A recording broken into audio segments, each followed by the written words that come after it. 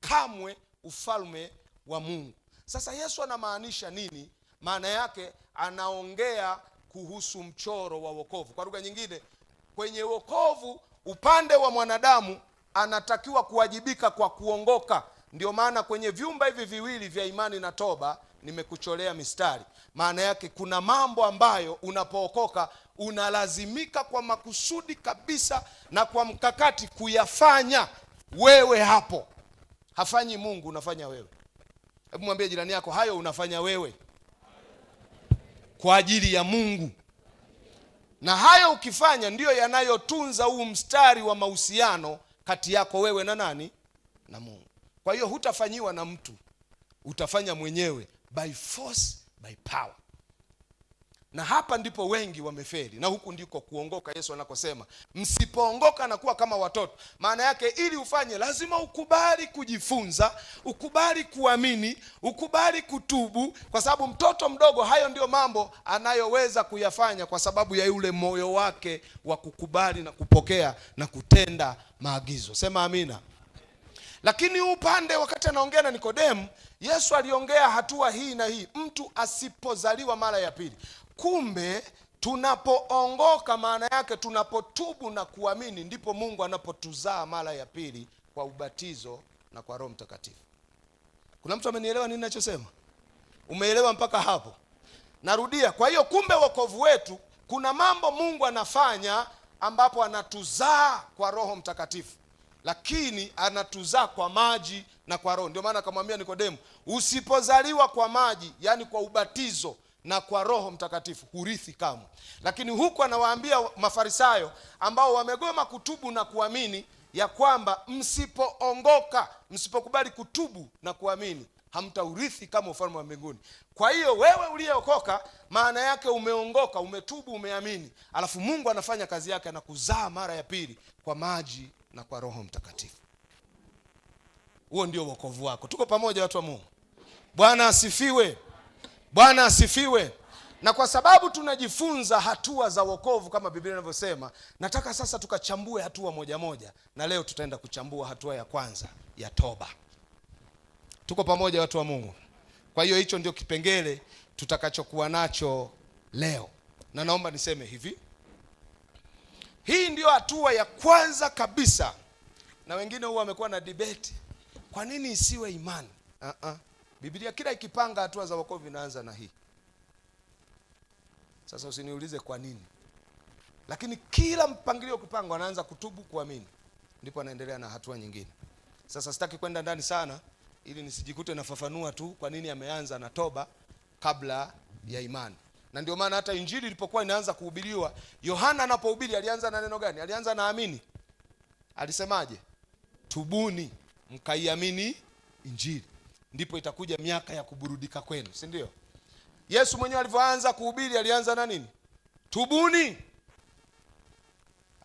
Mitume wanatumwa kuhubiri, anawaambia mnapoenda hubirini semeni tubuni. Na hii ndio tutakayoanza nayo. Kwa hiyo hii ndio hatua ya kwanza mtu anapookoka. Sasa bahati mbaya au bahati nzuri, tunahitaji kujua sana hapa kwenye kutubu kuna nini. Lakini naomba uangalie vizuri tena hapa. Ukiangalia hivi vyumba, huu upande niliko shade hapa ni wewe, alafu upande ni Mungu. Kwa hiyo utagundua kwenye toba mwanadamu unatakiwa ufanye zaidi kuliko anachofanya zaidi Mungu. Umeelewa? Na ukiendelea kwenye imani kidogo, chumba cha Mungu kinaongezeka, bado imani ni kile unachotakiwa kufanya zaidi wewe. Lakini ukija kwenye ubatizo, chumba cha ubatizo ambao ni upande wa Mungu kimeongezeka, ni kikubwa. Maana yake wewe unapobatizwa kuna kitu kikubwa Mungu anafanya kwenye ubatizo kuliko unachofanya wewe. Wewe unachofanya ni gauni lako lile jeupe, na mchungaji tambikeni yuko hapo, na kapua umeshika, unazama, unaambiwa sasa umebatizwa. Lakini lile tendo kuna kitu kikubwa Mungu anafanya, na tutajifunza ni kitu gani kiko ndani ya ubatizo. Alafu wewe unapobatizwa, kama haya yamefanyika vizuri, Mungu anaachilia Roho Mtakatifu. Na utaona chumba cha Roho Mtakatifu ni kikubwa sana. Ndio maana Roho Mtakatifu huwezi ukapewa na mtu yoyote, unapewa na Mungu tu, na Yesu peke yake. Wewe kazi yako inakuwa ni kupokea tu. Tuko pamoja? Kwa hiyo hapa kwenye kutubu, Mungu anachoachilia ni neno. Anaachilia neno. injili inapohubiriwa kwa mara ya kwanza, huwa inacho demand ni kumwambia mwanadamu atubu. Wewe ukikubali kutubu, maana yake kuna kazi na kuna mchakato unatakiwa kuufanya vizuri, ambacho ndicho ninachotaka tujifunze leo. Hii ni hatua ya kwanza. Tuna bahati mbaya moja, watu wengi wamekuwa wa Kristo, wamekuwa wa Pentekoste, wamekuwa wa TAG, wanaitwa wameokoka, na wako kanisani wengine miaka mingi, na wanaishi bila kutubu. Na leo tukijifunza utajua kama umetubu au haujatubu. Amen. Mbona mmeitikia kidogo? Amina. Jamani, tuko wengi afu tunabaniana hata kuitikia. Wengi tunaishi hatujatubu. Sasa imefika mahali sasa hivi ukihubiri toba, tulitakuwa tuhubiri nje kule, tuwaambie watu watubu, wakitubu ndio waje huku. Lakini kuna watu wamepenya kwenye chujio wameingia ndani, hawajatubu. Hapo ndio shughuli inapoanzaga kuwa nzito. Kwa hiyo tunaanza kupeana vidonge wenyewe humu ndani. Kanisa lilipaswa kwenda kuuambia ulimwengu, tubuni, maana ufalme wa mbinguni umekaribia. Lakini kwa hali ilivyo sasa hivi, inabidi sisi tuanze kuambiana wenyewe tutubu, kwa sababu kuna watu wamepitia madirishani. Na nafikiri ni kwa sababu hatujajifunza vizuri na hatujafuata vizuri mchakato, na ndio maana tutaenda taratibu kujifunza namna hiyo. Sasa hebu twende mbele kidogo. Nini maana ya toba? Nini maana ya toba?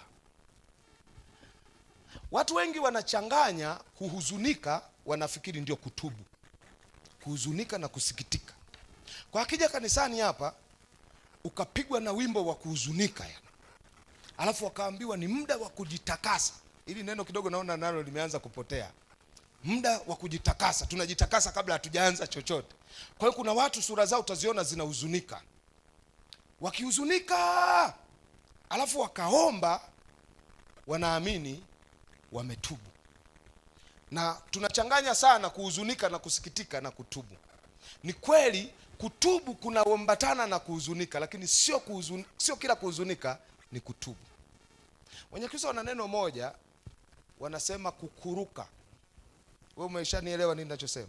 Yaani mtu anaweza akawa na huzuni au na majonzi akaamua kulia, ukafikiri labda analia. Kwa mfano akija msibani kwako ukafikiri analilia mtoto wako aliyekufa, lakini ukweli Mnyakyusa akija kwenye msiba wako anaya kwake mengi. Kwa hiyo anayakusanya moyoni, anakuja kuyamalizia hapo.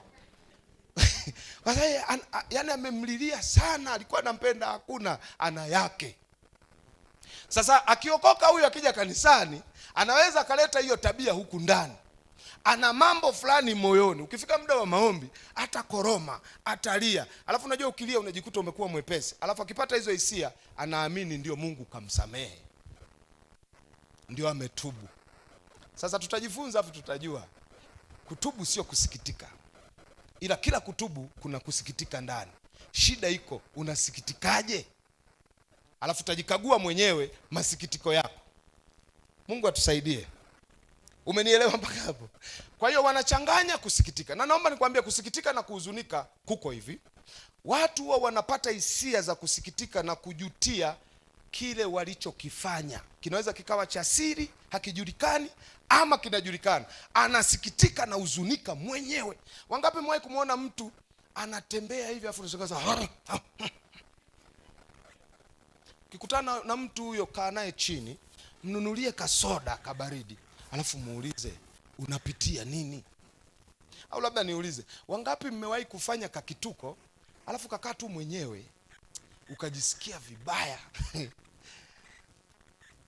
Mwaka fulani nilikuwa Nkokwa kwa kina nani hao, tulikutanaga kule Nkokwa nikiwa mdogo hivi, naimba, napiga gitaa kama Boazi. Mimi nianza kuimba nilikuwa napiga gitaa Garatoni kama Boazi. Nilikuwa na kabendi kangu kanaitwa Amani Kwaya. Sasa katika nyuzi ya gitaa nikazunguka nyuma ya kanisa wakati mkutano unaendelea ili nifunge ile nyuzi ya gitaa. Sasa nilikuwa kwa nyuma huku ndani kulikuwa na wamama wanaendelea na maombi, tunaita wazamiaji. Sasa kwenye mikutano mingi mara nyingi vichaa na wenzangu wamenizunguka, mimi nikaanza kumuigiza yule kichaa. Naambia niletee nyuzi. Kumbe wale wamama kule ndani wako kwenye break fupi, wanachungulia, wanaona mtumishi anamuigiza nini kicha. Mama mmoja wa Kinyakyusa anasema ho ho ho nungwe ambwene. Yale maneno yalinivuruga kiasi kwamba ule mkutano ulikuwa mgumu. Kila nikisimama hivi najiona mwepesi mkutanoni. Sasa kilinisumbua kwa muda mrefu, nilikuwa nikikaa hata mimi peke yangu natamani nirudi nyuma nirekebishe, lakini siwezi. Nasikitika na ninahuzunika kwa kile nilichowahi kukifanya. Huko kunaitwa kuhuzunika, hakuitwi kutubu. Tuko pamoja? Ngoja labda nitoe mfano mwingine. Kuhuzunika kunahusu kile ulichojifanyia mwenyewe kibaya, au kinahusu kuhuzunika na kusikitikia maamuzi uliowahi kujifanyia. Unajua kwenye haya maisha tumefanya maamuzi magumu. Mojawapo ya maamuzi magumu ambayo watu wamewahi kufanya ni kuoa na kuolewa. Ni vile tu hawasemi, lakini kuna mtu anasema ningepata second chance hii ng'ombe nisingekuwa nayo. Sasa huko kuhuzunika na kusikitika, hata uhuzunikeje, huko sio kutubu. We ita ng'ombe, ita mbuzi, utajua wewe. Lakini sisi tutakuimbia kale kawimbo ketu, huyo ni chaguo. Nimekuja kugundua baba, hizi nyimbo kumbe ni nzuri kwa ambaye hayajampata. Fikiria unaishi na hiyo unayoita ng'ombe yako, alafu unapita mtaani unasikia hilo ni chaguo. Hizo nyimbo zinaimbika kama yanakuendea vizuri. Mimi nikutana na mtu ananiambia sikupendi we baba, unaniliza mambo ya kunitonesha kidonda. Ndio nikagundua kumbe ninavyoimba misuli ya imani na wafariji zaidi ambao hawajafiwa kuliko waliofiwa. Ndio nikaja kuelewa. Bwana asifiwe. Kwa hiyo mtu anaweza akawa anasikitikia maamuzi aliyoyafanya, lakini huko sio kujuta, sio kutubu. Na wengine wana maumivu mengi na majuto mengi. Wanasikitika, na wakisikitika sana, wengine wakilia, wengine wakifanya chochote, wanajihisi wepesi, wanafikiri wametubu. Sasa tusichanganye kusikitika na kuhuzunika na kutubu, ni vitu viwili tofauti. Lakini wengine huwa wanajuta. Sasa nifikiri nitumie maneno ya Kiingereza. Kusikitika maana yake naongelea kuregret. Kujuta nitatumia neno remorse. Wengine wana majuto makali kwenye dhamiri zao, na majuto, tofauti ya majuto na huzuni au na kusikitika ni kitu kimoja. Masikitiko ni kile ulichojifanyia, majuto ni kile ulichofanyia wengine. Wanajuta kuna kitu wamewafanyia watu, kuna vitu vibaya. Unajua kuna watu wana dhambi walizowaumiza wengine, alafu hata aliyeumizwa hajui. Kwa mfano, fikiri unaishi kwenye dhambi ya namna hiyo ambayo umemuumiza mtu, na inawezekana ni rafiki yako na hajui kama umemuumiza, ila wewe unajua umemuumiza, na ni dhambi ambayo haisemeki kiasi kwamba mpaka unajihofia kwamba siku akija kujua nimekwisha. Si mnanielewa nini ninachosema? Sasa haya yanaweza kawa majuto, na wengi wanatembea nayo majuto, wanayo, na hata walivyookoka wameingia nayo kanisani. Wengine wamewafanyia waume zao, wengine wake zao, wengine majirani, wengine marafiki, wengine mabosi wao. Kuna kitu anafanya alafu anajuta. Nikutana na story ya baba mmoja ambaye alioa alafu akafariki, nafikiri mke wake. Na akiwa kwenye huzuni hizo za kuoa akapata mwanamke mwingine, na alikuwa na mtoto mdogo wakati mke wake alimwachia mtoto mdogo. Akiwa kwenye hizo pirika anajaribu kuziba hilo gepu, akapata mwanamke mwingine. Watu wakamwambia hapo kukanyo moto, huo ni moto, siguse. Hakusikia. Alivyooa, baada ya muda mchache yule mwanamke akamwacha, akamtoroka. Alafu yule baba akaja kugundua ana maambukizi ya virusi vya ukimwi. Alivyoenda kumpima mtoto wake mchanga, akagundua amemwambukiza.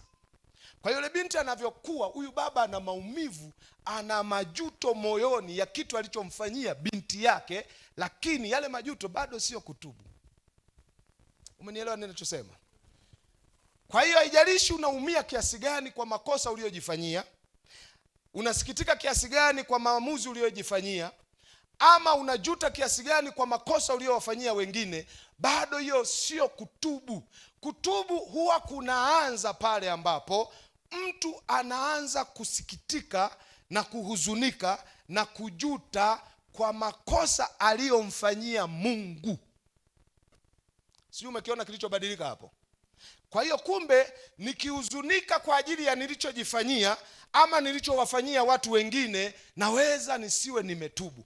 Ila siku nitakapokuja kusema dhambi hizi na makosa haya niliyojifanyia na niliyowafanyia wengine, niliyemuumiza wa kwanza ni Mungu. Yaani Mungu akiingia kwenye hiyo equation, ndipo toba inapozaliwa. Sijui kuna mtu anaelewa nini ninachosema?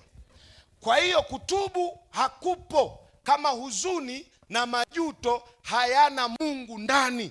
Lakini kutubu kunaanza pale masikitiko na huzuni na majuto yanapoanza kumleta Mungu ndani. Ndio maana Paulo kwenye Wakorinto wa pili sura ya 7 mstari wa 10, nafikiri tuwekee hapo uone anachosema kuhusu huzuni. Anasema kuna huzuni za aina mbili. Kuna huzuni ya kibinadamu ambayo mara nyingi huwa inaleta mauti, alafu kuna huzuni iliyo kwa jinsi ya Mungu. Angalia anachosema, maana huzuni iliyo kwa jinsi ya Mungu hufanya toba liletalo wokovu lisilo na majuto. Na mtu akitubu hutokuja kumuona anajutia chochote, kwa sababu akishasamehewa, amesamehewa kweli kweli. Haijalishi alimkosea mtu ama alijikosea mwenyewe, huzuni yake ikiwa kwa namna ya Mungu, akisamehewa na Mungu hana majuto tena. Alafu anaendelea sema, bali huzuni ya dunia hufanya mauti. Ndio maana ukiona mtu anajinyonga, ama kajikosea ama kakosewa. Na mimi sielewagi akili ya watu wanaojiua, sijui ikoje. Hivi unajua anayejiua anaweza kaenda kupima akaambiwa una ukimwi, alafu kwa kuogopa ukimwi akasikitika mpaka kajiua. Sijui kuna mtu menielewa ninachosema? Yaani kinachokutisha kwenye ukimwi ni kwamba utakufa, lakini unajiua tena. Sasa huyu mtu unajiuliza ni nini? Kumbe anakuwa ameshikwa na huzuni ya dunia.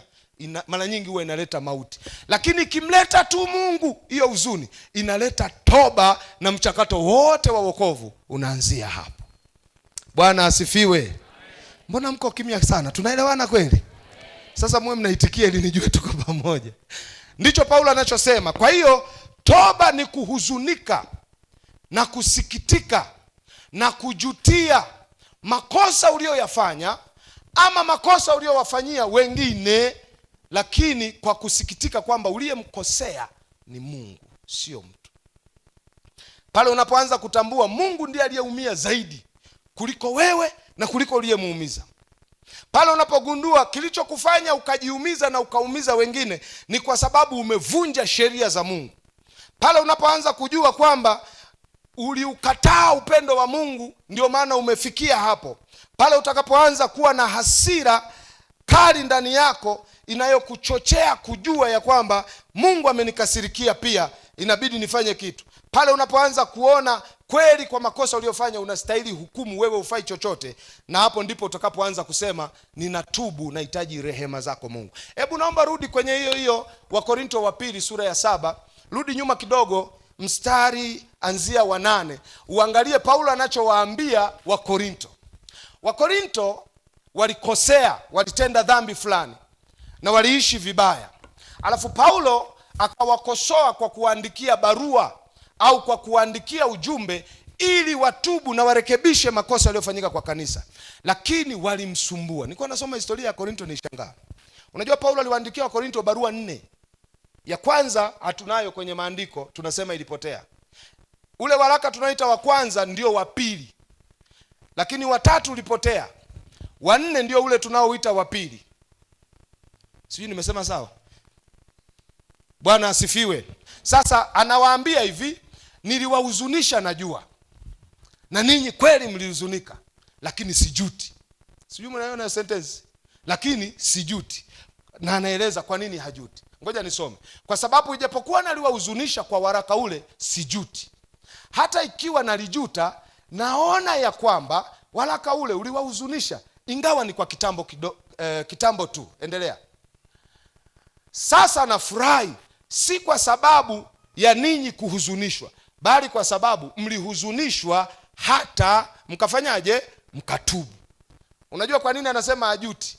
Alijua huzuni aliyowapelekea ni huzuni itakayowapelekea kufanyaje? Kutubu. Lakini kutubu alikuwa jambo jepesi. Anasema hivi, maana mlihuzunishwa kwa jinsi ya Mungu ili msipate hasara kwa tendo letu katika neno lolote. Maana yake ukihuzunika na kusikitika nje ya Mungu, hizo huzuni na kusikitika kwako hakuna faida, ni hasara. Endelea mbele kidogo. Alafu anasema maana huzuni iliyo kwa jinsi ya Mungu hufanya toba liletalo wokovu usio na majuto, bali huzuni ya dunia hufanya mauti. Endelea mstari unaofuata wa 11.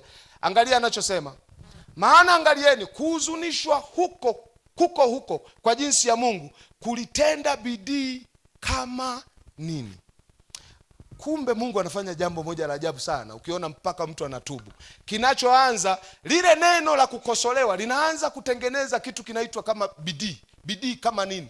Unaanza kukosa amani, yani kuna kitu unajaribu kujifariji, wimbe na kawimbo, ujaribu kuzuga, lakini ile bidii ya lile neno inaendelea kutenda ndani yako.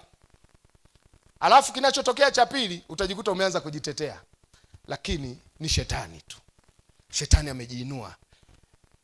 Kwa hiyo hawa jamaa wakasema na shetani amejiinua, lakini bado walipoona kujitetea kufanyi kazi wakakasirika. Na walivyokasirika waliwahi kumtimua Paulo. Huyu alirudi, alipoona hawaelewi alirudi, walimtimua. Aliyekuja kusolve mgogoro kati ya Paulo na Wakorinto ni Tito. Na bahati nzuri amemsema kwenye mstari hiyo. Anasema na kukasirika. Walipokasirika, kukasirika nako kukawashinda, ikaja hofu. Hofu ilipowashinda ikaanza shauku. Na hii shauku ni ile shauku ya kwanza kutafuta rehema za Mungu kwamba yameshatushinda. Alafu wakaja na kisasi. Bahati mbaya neno kisasi lilotumika nafikiri lilitakiwa liwe, sijui tutumie neno gani. Yaani ni ile mtu anasema nikisamehewa hili, nikitoka kwenye hili nita revenge, sitakuja kurudi tena katika hili. Kuna mtu amenielewa nini ninachosema? Alafu anasema kwa kila njia mmejionyesha wenyewe kuwa safi katika jambo hilo. Utaendelea kusoma mbele huko mpaka anakuja kumtaja tena Tito, kwa sababu Tito pia alifanya kazi kubwa sana kuwafanya Wakorinto watubu. Tuko pamoja watu wa Mungu? Bwana asifiwe. Bwana asifiwe. Kwa hiyo huzuni ya kimungu ndio inayotupeleka na kutuongoza kwenye toba. Na kwa nini nimesema wengine wanahuzunika hawatubu? Biblia pia imetuweka wazi. Ebrania 12 mstari wa 16 na 17. Kuna mtu aliwahi kuhuzunika na akalia, lakini hakupata nafasi ya kutubu, anaitwa Kaini. Kwa nini hakutubu? Hebu tuwekee pia hapo nikuonyeshe. Na hili ndio tatizo kubwa linalofanya watu wengi wasitubu, kwa sababu wanahuzunika, wanasikitika, wanajuta, lakini kusikitika kwao sio kutaka kumpata Mungu ili wapate wokovu. Kunakuwa kutaka kupata kitu kingine tofauti. Ebrania sura ya 12 mstari wa 16 na 17.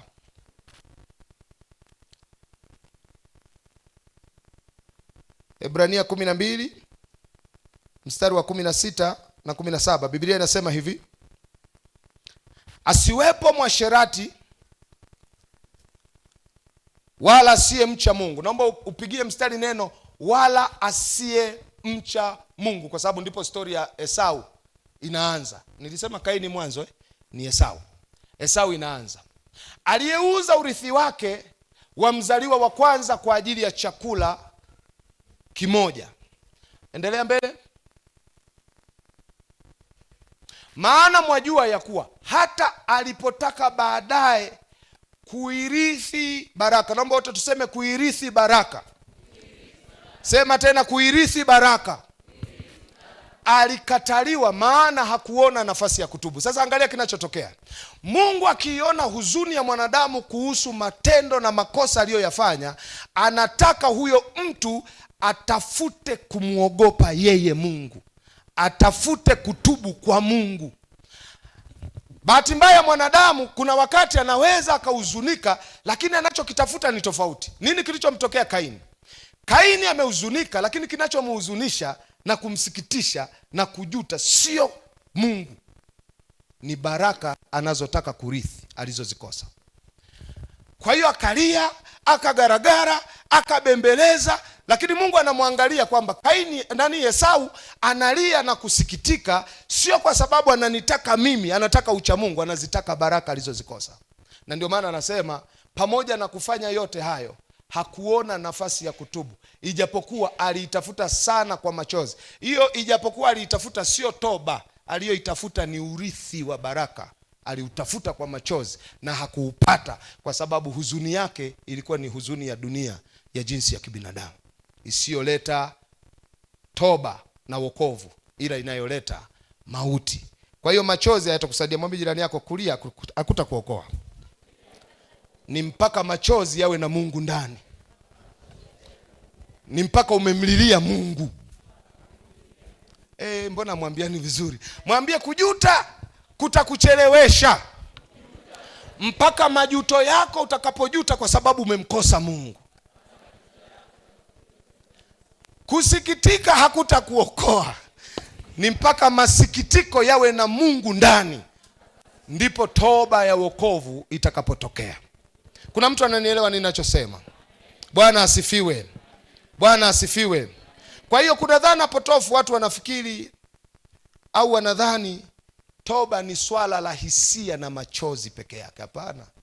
Na naomba niwaambie, moja ya kitu nilichogundua kinatukosti tuliookoka, kuna haka kamdudu kanaitwa hisia. Tunaenda sana kwa hisia, alafu tumezivalisha koti tunasema ni kiroho. Mimi nilijifunzaga kuhusu hisia, nilikoma.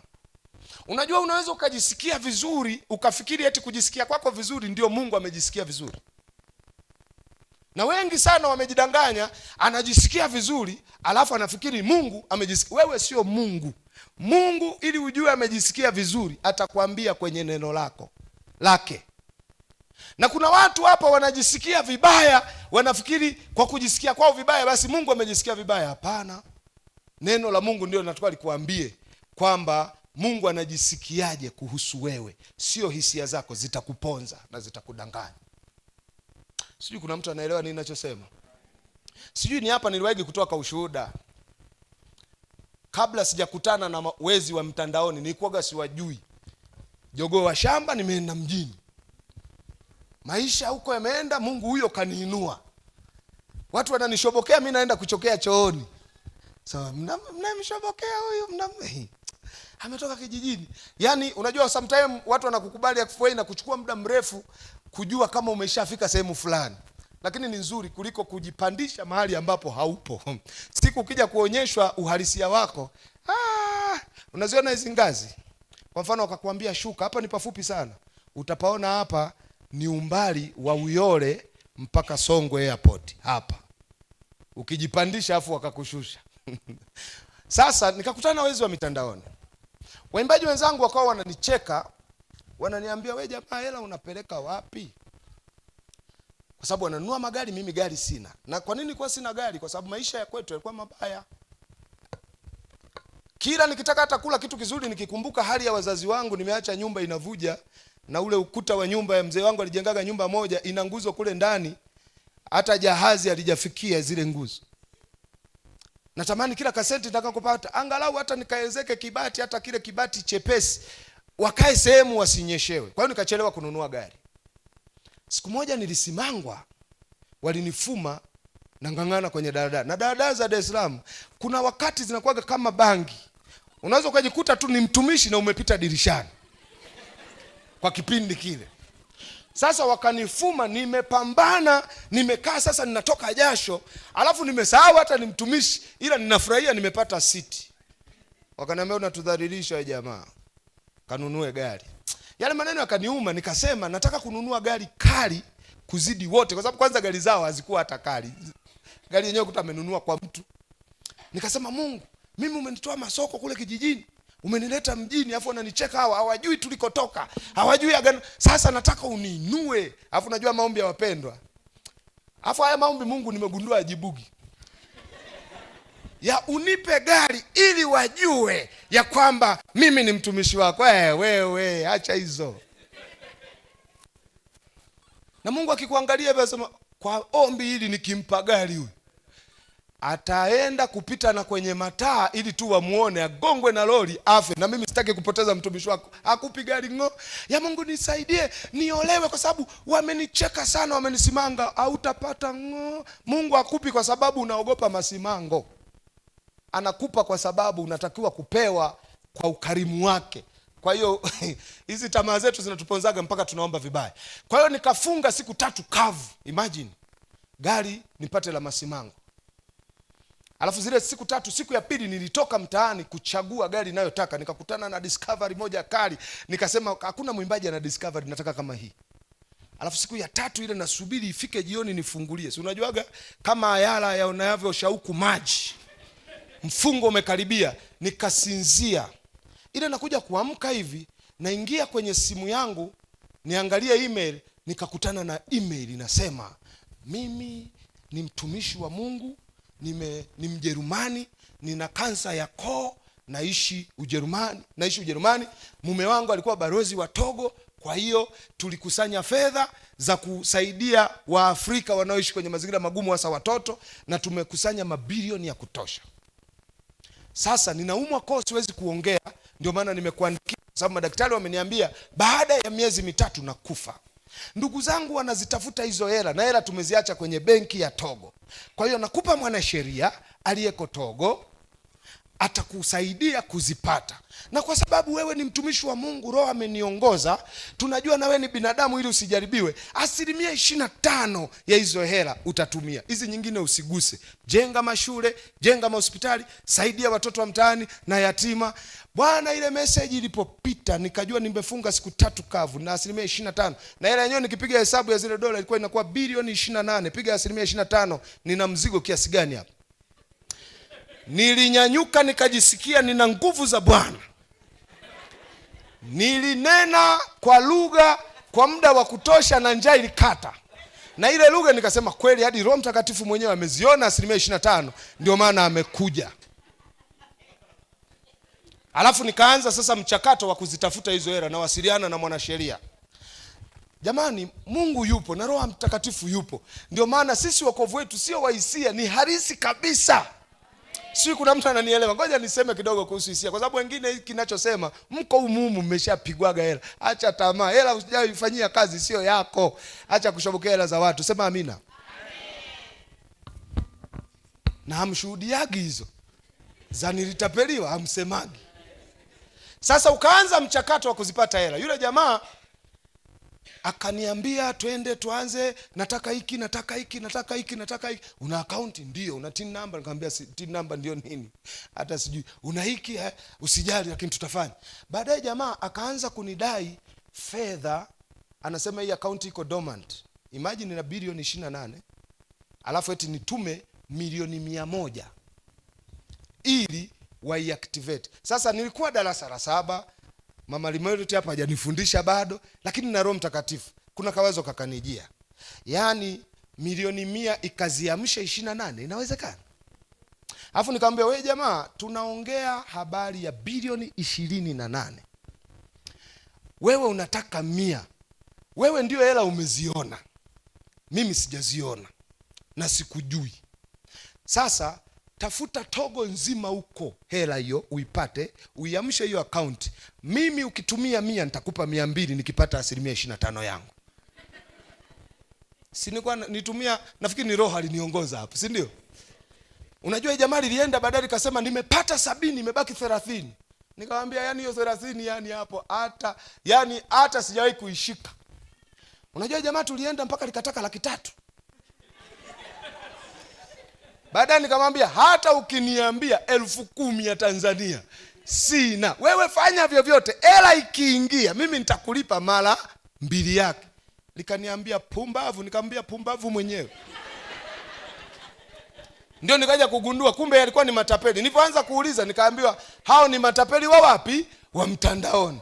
Swali likaja, kale ka vibe kakunena kale kalitoka wapi?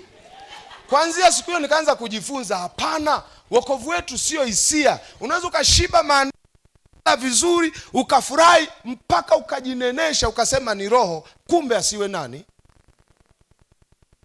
Haya mengine tu tunaambiana ukweli. Kwa hiyo usidanganyike na huzuni zako wala na furaha yako ukaichanganya kwa Roho Mtakatifu. Roho Mtakatifu sio mbumbumbu, ni maisha halisi kabisa anayekuja ndani ya mtu na anamsaidia kutoka sehemu moja kwenda sehemu nyingine pasipo kujali anajisikia vizuri au ajisikii vizuri. Hisia zako hazihusiani, japokuwa wakati mwingine anaweza akakupa hisia njema, tukatai. Lakini usichanganye hisia na wokovu wako, hisia na maisha ya toba. Usijisameheshe wakati hujafuata mchakato wa kusamehewa neno la Mungu linalosema. Na usijitie hatiani kwa kujihukumu wakati umesamehewa. Kujisikia kwako vibaya haimaanishi Mungu hajakusamehe. Neno likikwambia Mungu amekusamehe na vigezo vya kusamehewa ukavifuata, haijalishi utajisikia vibaya kiasi gani, endelea kuiambia nafsi yako, neno linasema Mungu amesamehe na amesahau na dhambi zangu zimefutwa. Sijui kuna mtu ananielewa ninachosema. Kwa hiyo hisia zisitudanganye. Kwa hiyo wengi wanachanganya hisia za machozi, wanafikiri ndio toba. Lakini naweza isiwe toba. Bwana asifiwe. Bwana asifiwe. Sasa twende tusogee mbele kidogo. Toba yoyote kwa mujibu wa maandiko, ngoja labda nitaka kuruka kipengele fulani. Tunapotubu watu wa Mungu, tunatakiwa tuwe kama jamaa mmoja alitufanyiaga kitu sisi wakati tunachunga ng'ombe. Tulilishaga shamba la miwa la kaka yetu mmoja kijijini. Alafu alipofika akakuta ng'ombe zetu ndio ziko jirani lakini haziko shambani. Akatukamata. Akasema leo mtasema. Nani kalisha? Wote tukakataa kwa sababu jamaa kwanza na macho mekundu afu ametoka nje. Ukiangalia alivyokomaa tunajua kabisa akitupiga ametuua. Baadaye akatupa ofa, akasema madogo nawapa ofa. Mkikiri kuwa mmekosea sitawafanya chochote. Lakini msipokiri nitawakirisha. Yaani nitawasababisha mkiri. Na sisi tukasema sio sisi. Yule jamaa akaanza mchakato wa kutufanya tukiri. Akachuma fimbo akaziweka hapo. Alafu akachukua dumu la maji ya lita 5 akaweka hapo. Akasema chagueni adhabu. Niwapige au mnywe maji, na ukinywa unakunywa lita 5 zote. Tulipomwangalia usoni na alivyokomaa, tukasema tukichagua fimbo atatuua. Tukaona adhabu rahisi nini? Ni maji. Alafu tuko tunachunga ng'ombe, njaa inatuuma. Sasa tukajipanga mstari. Unajua kwenye adhabu hata tukiwa wanafunzi, kuna wanafunzi wana akili mbovu, wanafikiri ni heri achapwe wa kwanza alafu akaya na washuhudia wenzie. Sasa hiyo akili sio nzuri kwa sababu unaweza ukachapwa na mwendo wazimu ndio ukafia hapo. Wengine wana akili kwamba bora achapwe mwisho ili angalau mchapaji awe amepungua nguvu kidogo, awe amechoka. Na mimi nikawa kwenye hii akili, nikasema ngoja niwe mwisho ili nione trendi ya kunywa maji itaishia wapi. Jamaa mmoja alikuwa anaitwa Gwamaka kaanza. Na yeye akapata wazo kwamba bora anywe mfululizo amalize alafu atushuhudie sisi. Kwa hivyo shika ile lita ile kile kidumu tukashangaa ghafla tukashangaa nalegea chali. Kumbe ukinywa maji mengi ukizidisha ni mabaya. Daktari anacheka. Ukweli alituokoa kwa sababu jamaa alipoona amedondoka ikaanza sasa kumkamua kwamba ameua mtoto wa watu. Na alipokuja kuzinduka akasahau adhabu. Lakini nijifunza kitu kimoja kwamba hivi kwa mfano tungekiri, nini kingetokea? Huenda ama angetusamee kweli au ndio angetuua kabisa.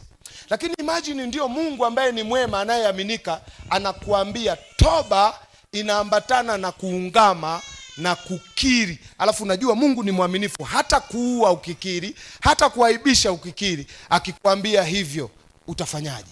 Maana unapaswa kumwamini Mungu. Na hapa ndio unaelewa kwa nini toba inaanza alafu imani inafuata. Kuna mtu ananielewa ninachosema? Bwana asifiwe. Bwana asifiwe. Hata wazazi wanapenda mtoto anayeungama asiungame jumla, aseme dhambi.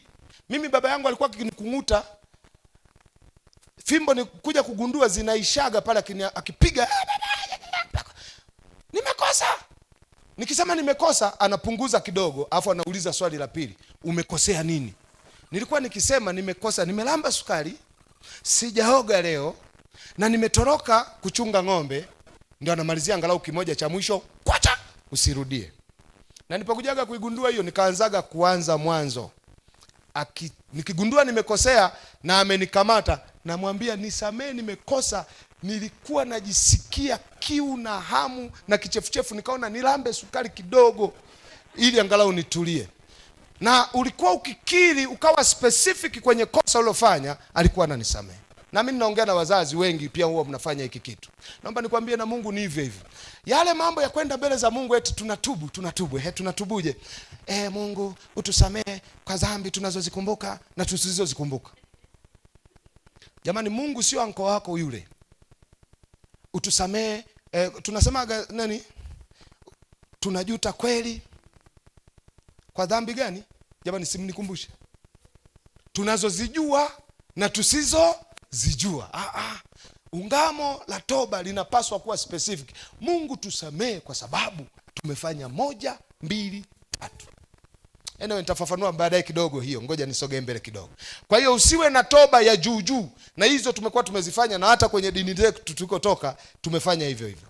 Mungu anapenda mtu anapoungama, anachoanza kukiangalia cha kwanza, userious wa kosa alilofanya, pale anapolitambua na kulijutia kweli kwamba amemkosea Mungu.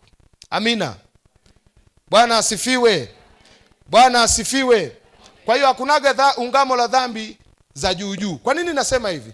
Toba hii inahusisha michakato mikubwa mitatu.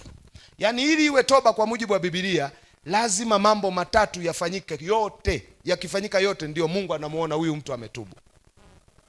Na nitasema hatua ya kwanza au mchakato wa kwanza ni mawazo. Toba yoyote inaanza na wazo. Hebu naomba wote tuseme wazo au mawazo.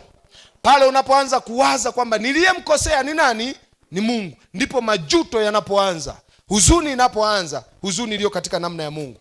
Toba ikitoka kwenye wazo, inakuja kwenye maneno, kwenye ukiri. Unakiri, unatamka, unaungama. Hiyo ni hatua ya pili.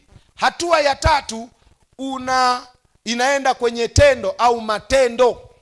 Na hizi hatua zikikamilika, ndipo tunasema huyu mtu amefanyaje? Ametubu.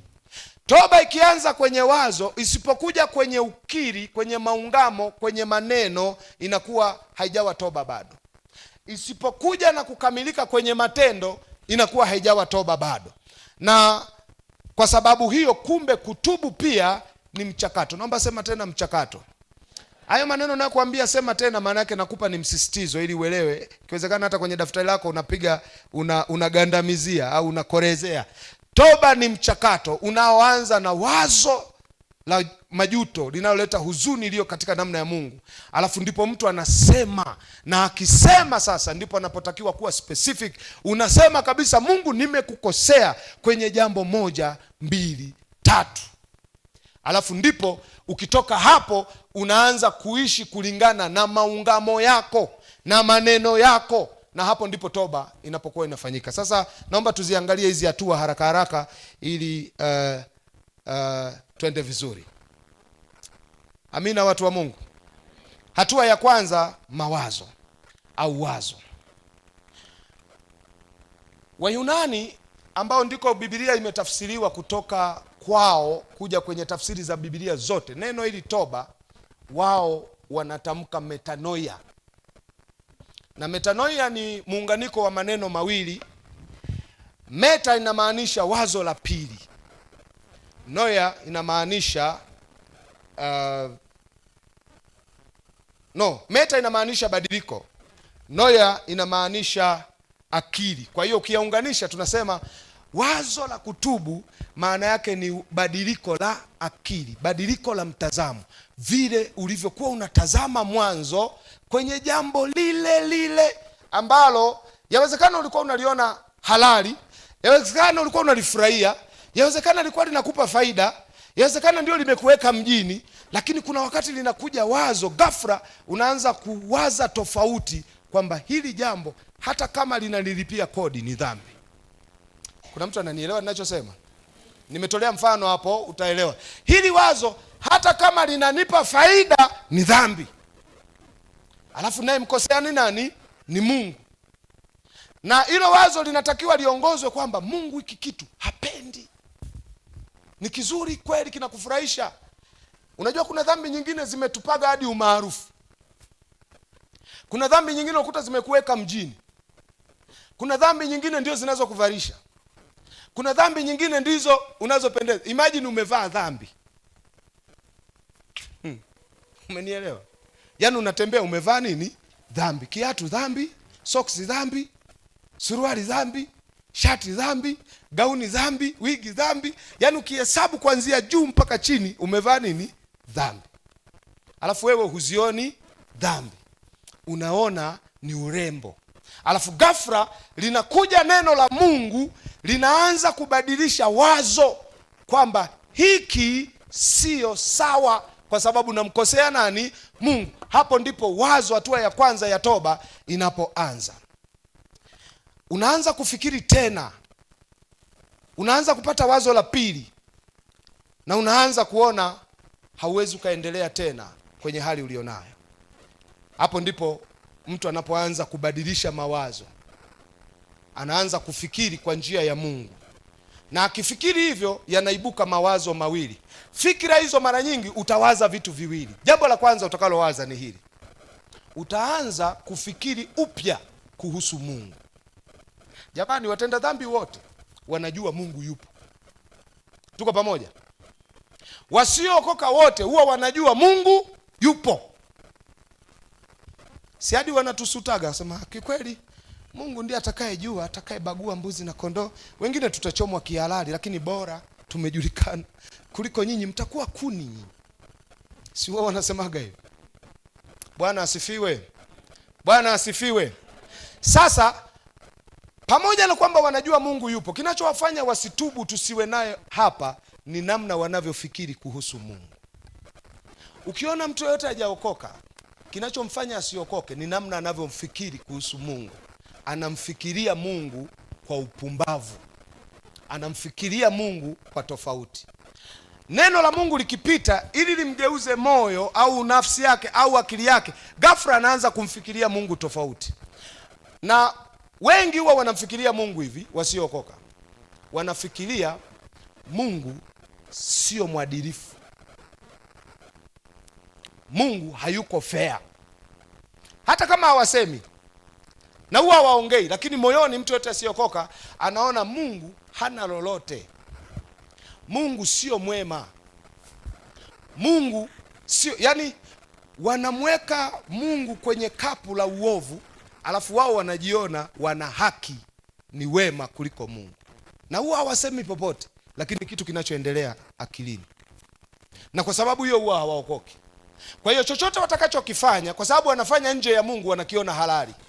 Toba ikianza kwenye wazo, inageuza, wanaanza kupata wazo la pili, wanaanza kumfikiria Mungu tofauti. Wanaanza kumwona Mungu ni mwenye haki, alafu wao ni waovu sana, wao ni wabaya sana, wao wanakosea sana. Hapo ndio unashangaa mtu mzima kabisa anatoa machozi kwenye mambo ambayo yawezekana jana na juzi alikuwa anajisifia na kuyaona ni ya maana, lakini leo anajuta na anasikitika kwa sababu wazo limebadilika. Namna anavyoanza kumtazama Mungu sasa, anamtazama Mungu tofauti. Anaanza kufikiri na kuona utakatifu na usafi wa Mungu. Jamani, naomba nikwambie kitu kimoja. Mungu huyu tunayemsema ni mtakatifu mno na ni msafi mno, na utakatifu wake umegawanyika sehemu mbili. Utakatifu, kinachounda utakatifu wa Mungu ni haki yake. Hebu wote useme haki yake. Lakini cha pili ni rehema zake. Yaani ni mwenye haki lakini ni mwenye rehema pia. Akisimama kwenye haki yake, analipa kila kitu sawa sawa na kinavyostahili. Na hapo ndipo tutamuona Mungu mkali. Ndio maana wengi wakimwangalia Mungu wa Agano la Kale wanamuona mkali. Mungu wa Agano la Kale anatufundisha utakatifu wake, kipengele cha haki. Ndio maana utaona kama jino kwa jino, unamwona kama Mungu Agano Jipya ni mpya kabisa. Huyu Mungu Agano Jipya anatufundisha, ni yule yule, anatufundisha upande wa pili wa rehema zake, anavyoweza kuwarehemu watu wasiostahili kurehemiwa. Na wengi hapa tukiangalia, kiukweli hatukustahili. Ni kwa rehema za Mungu. Kama angelipa kwa haki, asingesimama hata mmoja.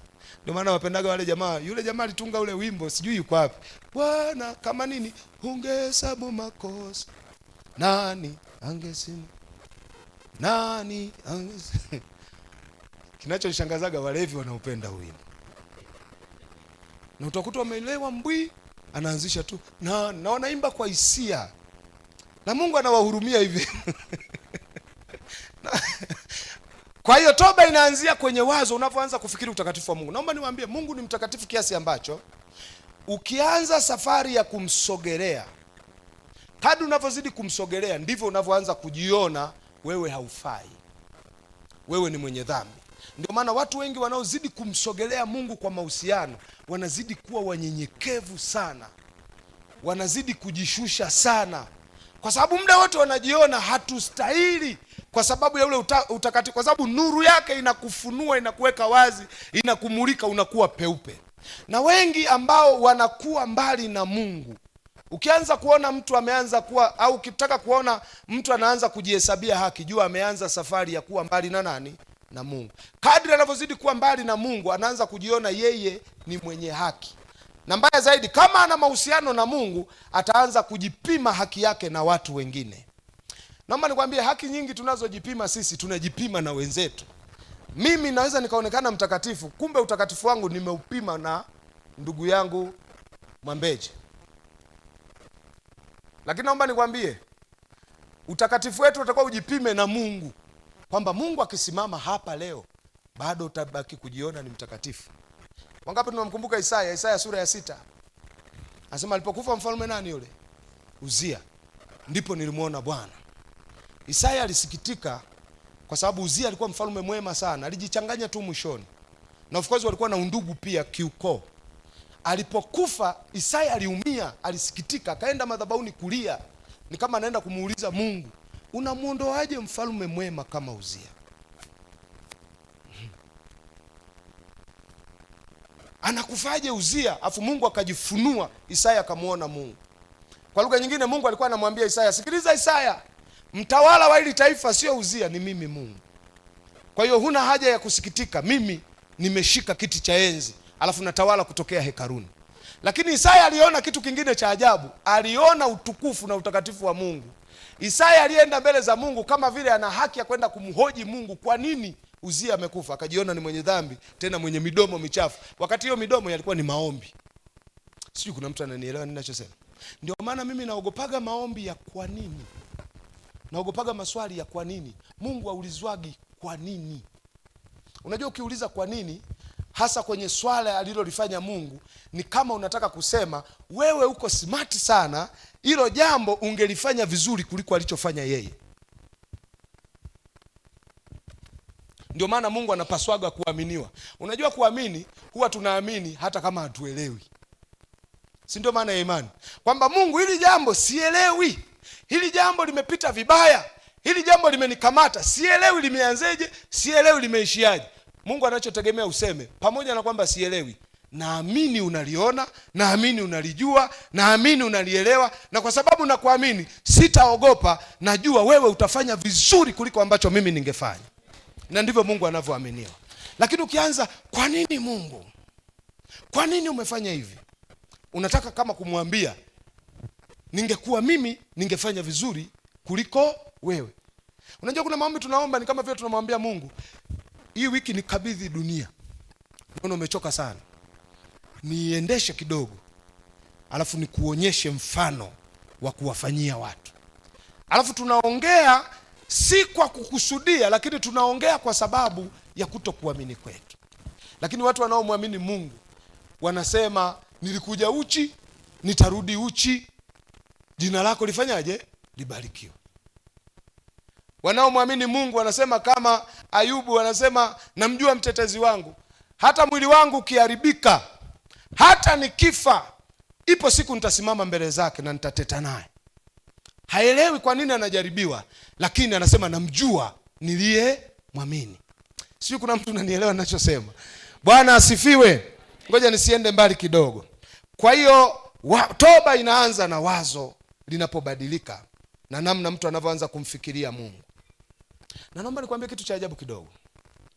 Ukianza kumfikiria utakatifu na usafi wa Mungu, ukaanza kumsogelea, utaanza kutubu dhambi zako, alafu hautaishia kutubu dhambi. Utajikuta hata mambo yako mazuri na mema na yenyewe umeanza kuyaona ni dhambi. Ngoja nikutolee mfano wa watu wawili ndani ya maandiko ambao walikuwa na mambo mazuri sana ya haki, mema sana, ambayo jamii nzima inayakubali. Kwa kipimo cha wanadamu walionekana ni wenye haki na ni watakatifu. Kwa kipimo cha Mungu, wao wenyewe walipomsogelea Mungu wakagundua hata matendo yao mema ni machafu mbele za Mungu. Wa kwanza ni Isaya. Naomba tuwekee Isaya 64 mstari wa 5 na wa 6. Isaya alikuwa kwenye maombi, anaombea taifa. Alafu miongoni mwa maneno aliyoyasema, walijijua ni wenye dhambi, lakini kadri anavyoomba utukufu wa Mungu nafikiri ulikuwa mwingi, akaanza kuona usafi wa Mungu, lugha ikabadilika.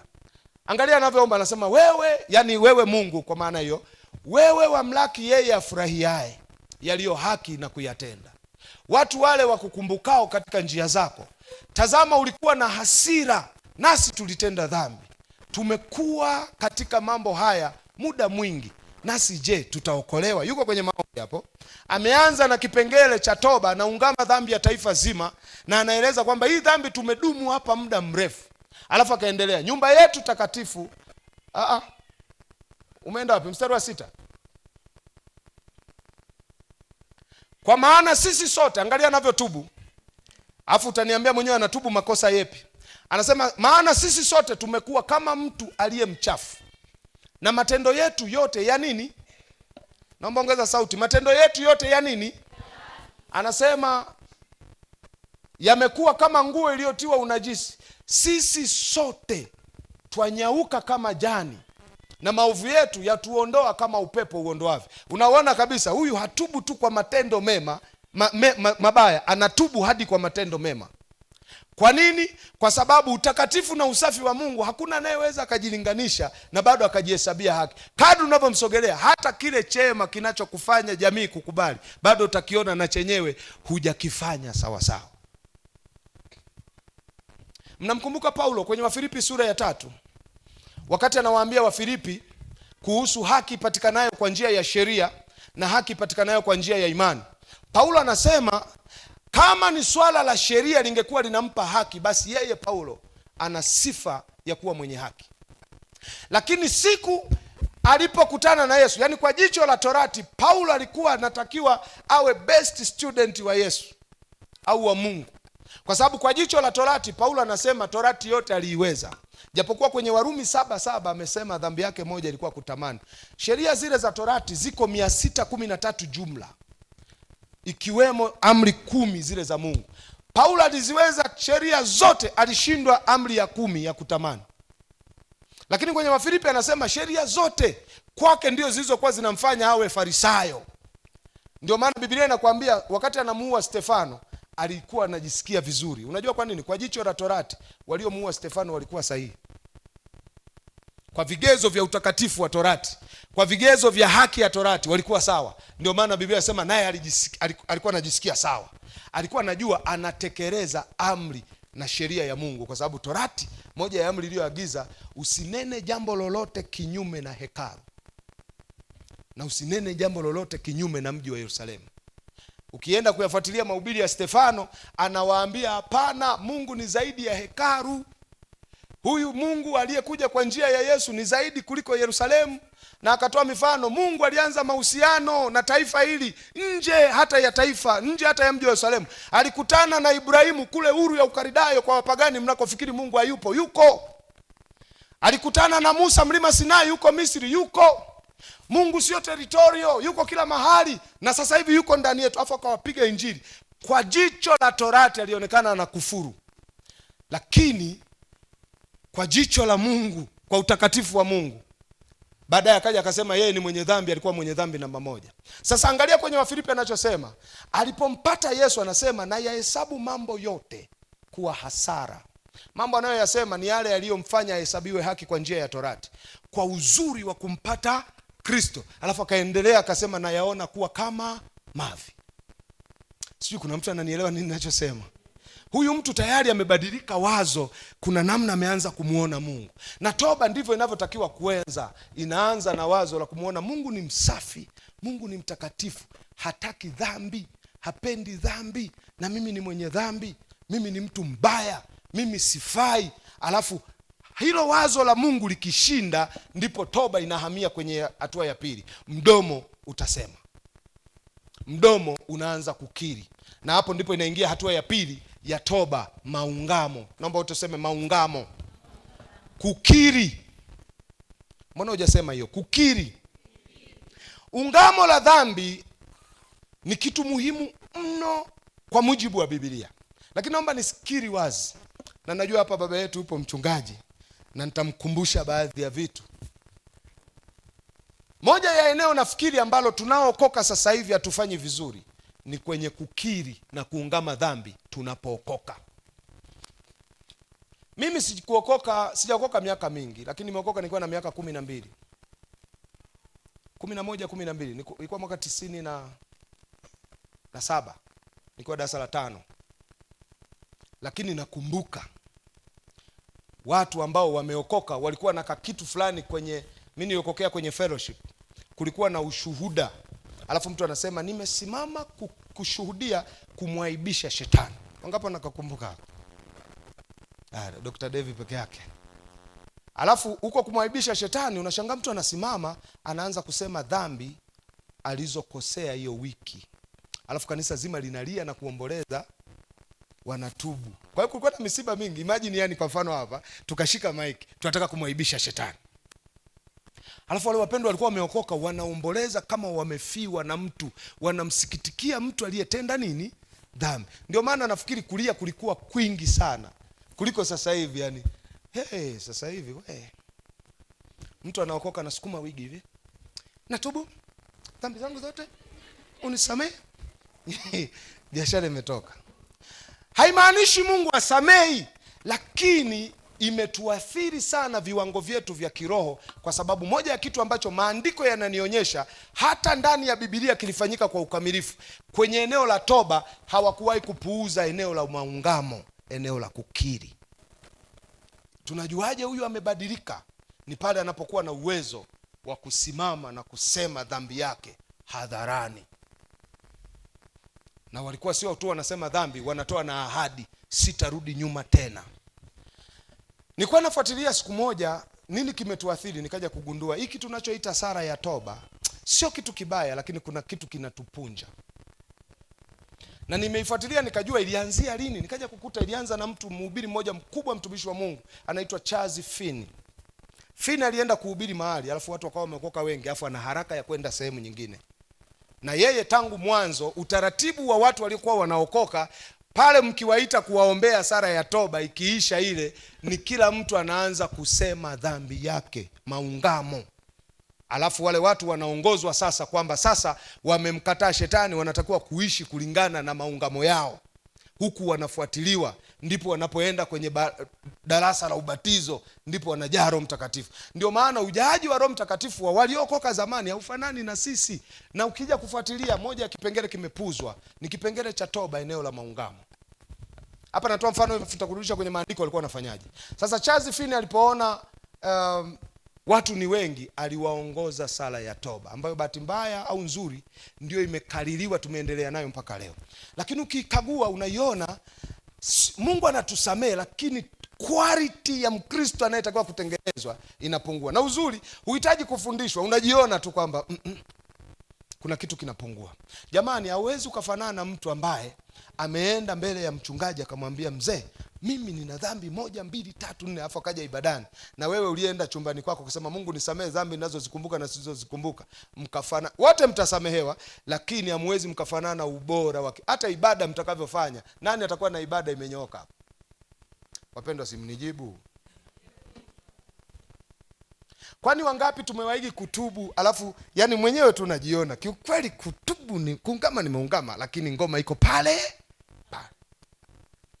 Maungamo, hebu sema tena maungamo. Sasa ngoja nikupeleke kwenye maandiko. Nilikuwa nasoma kuhusu toba na nikaona mtu mzuri anaweza katufundisha sana kuhusu toba ndani ya Biblia ni Yohana Mbatizaji. Yohana Mbatizaji nimegundua alikuwa habatizi mtu mpaka amekiri. Nenda kasoma vizuri na nitakupa maandiko machache. Nafikiri nikupe ushahidi wa maandiko machache. Alikuwa habatizi mtu mpaka amekiri, mpaka ameungama dhambi zake. Ngoja nitakupa baadaye, ngoja nisogee mbele kidogo. Kabla ya kuingia kwenye maji, unaitwa nani? Ambwene. Umekuja kufanya nini? Kubatizwa ili kutubu. Haya, unatubu dhambi gani? Afu Ambwene anasema, ndipo anakubatiza. Ndio maana Mafarisayo wengi waliukimbia ubatizo wa Yohana. Imagine Mafarisayo ndio walikuwa wahubiri, alafu walikuwa na dhambi za kona, alafu wako mbele za watu. Huku ni mtoni, kuna watu. Nafikiri hata kama watu walikuwa wanapiga kelele wakiona Farisayo Nikodemu amekuja kubatizwa, kauamini ubatizo, wazo la kutubu analo. Ngoma ikawa ngumu kwenye kukiri. Nikodemu ametoka kutufundisha juzi, leo anatakiwa kufanyaje? Kutubu, kuungama. Nikodemu, sema dhambi yako. Unafikiri hata audience si inatulia? Jamani nyamazeni tusikie vizuri dhambi ya Nikodemu. Nikodemu naye anasema sina dhambi, anatoka kwenye maji na habatizwi. Na ndio maana walikuwa wanamvizia Yesu usiku sasa. Na ndio maana Yesu ndio sababu ya kumwambia haya maneno. Nikodemu amekuja na maneno mengi. Tunajua wewe mwalimu mwema, umetoka kwa Mungu. Hakuna mtu anayefanya mambo kama unayofanya wewe. Anafikiri Yesu apangwangwi. Wakenya wanasemaga Mungu apangwingwi. Huwezi ukampanga Mungu. Yesu akaenda moja kwa moja Nikodemu. Yaani Yesu anajua Nikodemu hapa analeta mbwembo, akamwambia amini nakwambia. Na hapa akatumia amini mbili. Amini nakwambia, mtu asipozaliwa kwa maji, yaani kwa lugha nyingine, Nikodemu ule ubatizo ulioukimbia ule na ubatizo nilionao wa Roho Mtakatifu, kama unataka ufalme wa mbinguni haukwepwi. Na ili usikwepwe lazima hizi hatua zifanyike vizuri. Na umekimbia toba na hakuelewa. Mungu atusaidie. Kwa hiyo Yohana mwenyewe alihakikisha kila anayebatizwa, ubatizo wa Yohana, anatubu kwa kuungama. Kwa sababu hutokuja kujua huyu mtu amebadilika wazo mpaka uthibitisho wa wazo kugeuka ni ukiri wa maneno. Na kukiri huwa hatukirigi kimoyo moyo. Mimi wanashangaga hata Kiswahili ni kama hatujui. Hivi kwa mfano nikisema nimekiri, Dr. David nimekiri, kukiri maana yake nini? Ni kukiri kimoyo moyo. Kukiri si kunahusisha sauti kutoka. Na haukiri kwenye ukuta, unakiri mbele ya mtu. Si ndio Biblia inavyosema? Si ndio kuungama? Na hapa ni pagumu kwa kizazi hiki cha AI ambacho kinaweza siku hizi kinaiambia AI naenda kulala, fanya maombi. Unashangaa sasa hivi watu ambia AI nihubirie leo Yohana sura ya 2. Afuye kalala. Ndio kiambie kuungama. Na ndio maana tumepwaya kiroho kwa sababu kanuni hizi hatujazifuata sawa sawa. Bwana asifiwe. Na kuungama huku kumepuuzwa sana. Ngoja leo niongee kitu kigumu. Ukisoma historia ya kanisa, kabla ya matengenezo ya kanisa kurudi nyuma, toba ilikuwa kipengele muhimu sana kinachoshikwa ni maungamo. Hata wakati wa giza, kanisa lililobaki kipindi hicho hilo la giza, walikuwa na kipengele, japokuwa walikuja kukichakachua. Wakajikuta sasa ni kama unaungama kwa mtu, sio kwa Mungu tena. Anakuwepo mtu na anakupa adhabu ya kwenda kupalilia makaburi au kulima. Lakini walikuwa wamechakachua tu, lakini tangu mwanzo ulikuwa ni muendelezo. Waprotestanti walipoamua kufanya matengenezo, walijitenga na hiki kipengele cha maungamo ili kujitofautisha na wale watu wengine. Nafikiri umenielewa nini ninachosema. Na baadaye tumekuja mpaka sisi ni kipengele akichukuliwagi umuhimu, japokuwa wale wachache wanaojuaga. Najua hii naongea mchungaji atakuwa nafahamu. Kuna watu wachache huwa angalau wanachomokaga, wanaenda kusema. Na hasa wanawake angalau wanajitahidi. Kuna sisi miamba wanaume kukiri dhambi, na ndio maana zinatutesa. Na kwa nini Mungu aliweka kuungama? Nimekuja kujifunza maungamo huwa yana tabia ya kuua dhambi, hasa izingayo kwa upesi kwenye maisha yetu. Ngoja niendelee mbele kidogo. Kuna faida za kuungama. Ya kwanza, kuungama au kukiri dhambi yako kuna kufanya kuwajibika. Hiyo ni faida kubwa sana ya kwanza. Kuwajibika. Naomba wote tuseme kuwajibika. Alafu nipe dakika chache tu. Kuwajibika. Siku moja nilikuwa nasoma kuhusu Adam na Mungu bustani ya Edeni. Mungu anapomwambia Adam, uko wapi? Neno linamtaka Adamu atoke gizani aje nuruni. Atoke alikojificha aje kwa Mungu. Sio kwamba hakujua Adamu yuko wapi, alikuwa anajua yuko wapi. Lakini Mungu alikuwa anafahamu Adamu akiendelea kukimbia Mungu na kukaa mbali ili kuficha alichokosea hatofanikiwa. Lakini Adamu naye akiliangalia lile neno linamtaka atoke aliko aje hadharani aaibike mbele za Mungu. Na mwanadamu kuaibika ni shida. Na alipokuja mbele za Mungu ni kama Mungu alimuuliza, vipi? Akasema, nimejificha, niko huku, niko uchi. Mungu anamwambia, nani aliyekuambia uko uchi? Unajua alichokuwa anakitafuta Mungu ni nini? Alikuwa anatafuta maungamo ya dhambi maalumu, awe specific. Adamu, mimi na uhakika sasa hivi ukimrudisha bustani ya Edeni afa akakosea vile vile akawa na akili akagundua Mungu anachopenda au alichotaka, lile swali la kwanza angejibu vizuri. Huenda angejibu hivi, niko huku nimejificha na kuogopa kwa sababu nimekukosea. Tumekula tunda, tumetenda dhambi, tumejiona tuko uchi, tunaomba utusamee. Nataka kuamini kwamba adhabu zote zile ambazo mpaka leo zinatutesa tunakula kwa jasho zisingekuwepo. Huenda angeadhibiwa lakini singekuwa kwa ukali wa namna hii. Lakini nini kilichomponza?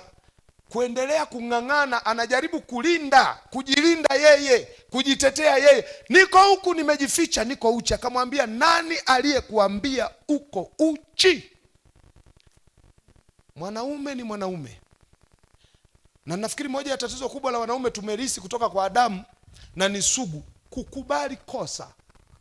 Naona ni shida kubwa.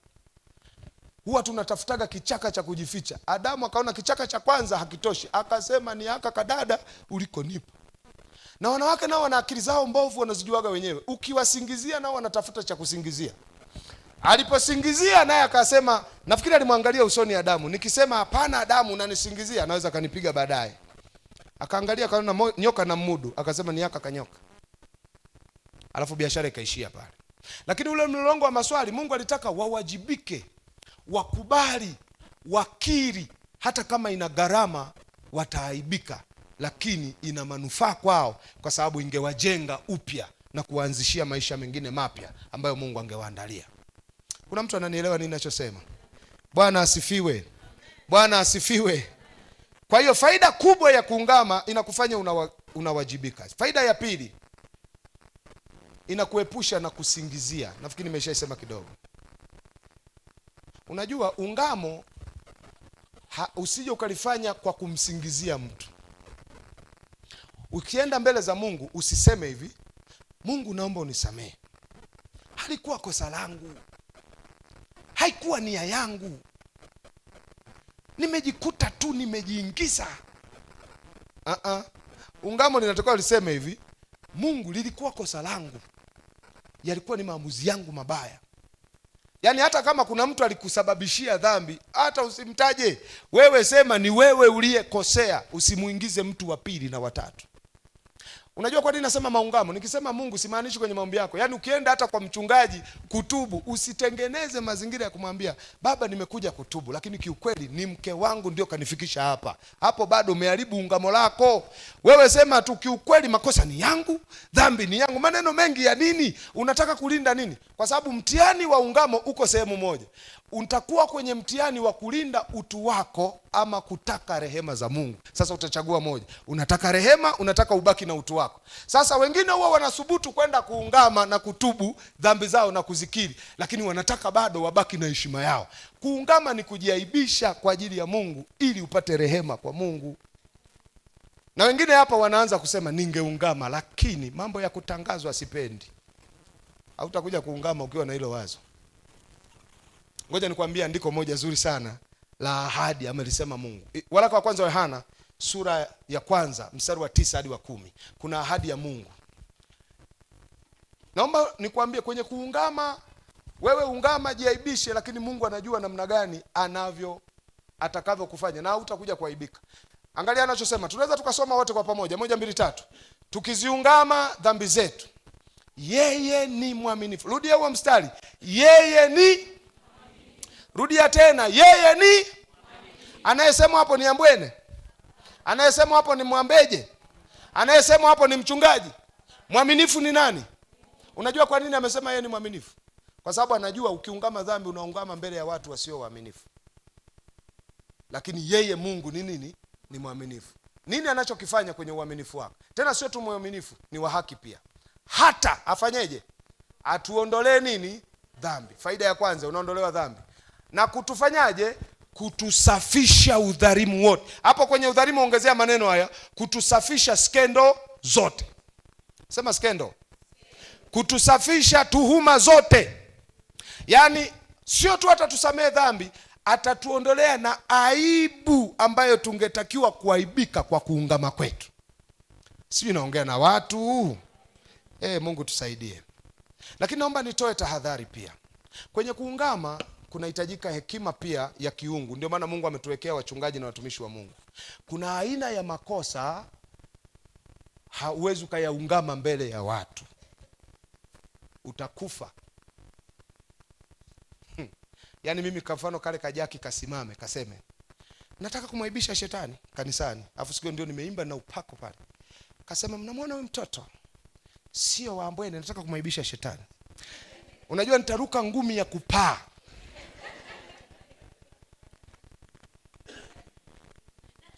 Nini ninachotaka kusema? Kuna aina ya dhambi ambazo ndio maana Mungu ametuwekea viongozi. Unaenda kwa mchungaji, yeye ndio atakayekupa hekima ya namna ya kufanya, kwa sababu ungamo lolote ambalo litaharibu maisha ya mtu mwingine wa pili halitakiwi kwenda hadharani. Lakini ukigundua ni ungamo ambalo litakudamage wewe tu kama wewe, hakuna mtu wa pili wala watatu tamdhuru, unaweza ukaliungama hadharani. Kuna mtu nimemwambia kitu hapo. Kwa sababu wengine ukifundisha maungamo anasema nimekumbuka. Katika wale watatu wangapi sio wangu? Watakuchinja na utakuwa umetenda dhambi ya kumwangamiza mtu ambaye roho yake alikuwa na amani, umeenda kumvurugia kanisani. Na Mungu atusaidie hekima hiyo. Sinaamini nimetoa tahadhari vizuri. Sasa kingine, faida nyingine, unasamehewa dhambi. Nafikiri nimesema hapo kwenye waraka wa kwanza Yohana, na unaondolewa udhalimu wote.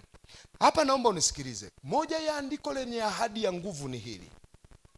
Na nafikiri liliwekwa makusudi ili mtu ajue kwamba Mungu ni mwaminifu na ni wa haki na anasamehe na anaondoa dhambi. Mungu ukishafanya maungamo, kuna mwingine anaweza kaungama na bado akaendelea kujisikia hatia. Naomba nikwambie zile hatia, ndio maana nilisema sana kuhusu hisia, haimaanishi haujasamehewa. Inaweza ikawa hatia ya kisaikolojia tu na isiwe hatia ya kimaadili. Hatia ya kisaikolojia ni vile kuendelea kufikiri bado Mungu bado. Kwa hiyo kuna watu anaweza kaungama na akaamua kwenda kukiari. Ngoja nitoe ushuhuda hai kabisa. Mimi nina rafiki yangu mmoja ambaye alitenda dhambi mbaya, alafu akaenda kaungama kwa mchungaji. Mchungaji akasema, hii dhambi umeungama kwangu, Mungu amekusamehe, yaishie hapa, utulie, usirudie tena, uendelee mbele. Si unaiona hekima hiyo? Yeye akaona kama mchungaji hayuko rohoni, akaenda kwa mke wake akamwambia, mke wangu, nimekukosea wewe, siwezi kwenda kuungama kwa mchungaji. Nimefanya 1, 2, 3. Kale kadada kakasimamia vidole, kakasema, nashukuru sana kwa ulichofanya. Sasa kuanzia leo mimi na wewe basi. Hivi ninavyozungumza huu ni mwaka kama wa 7 wa 8.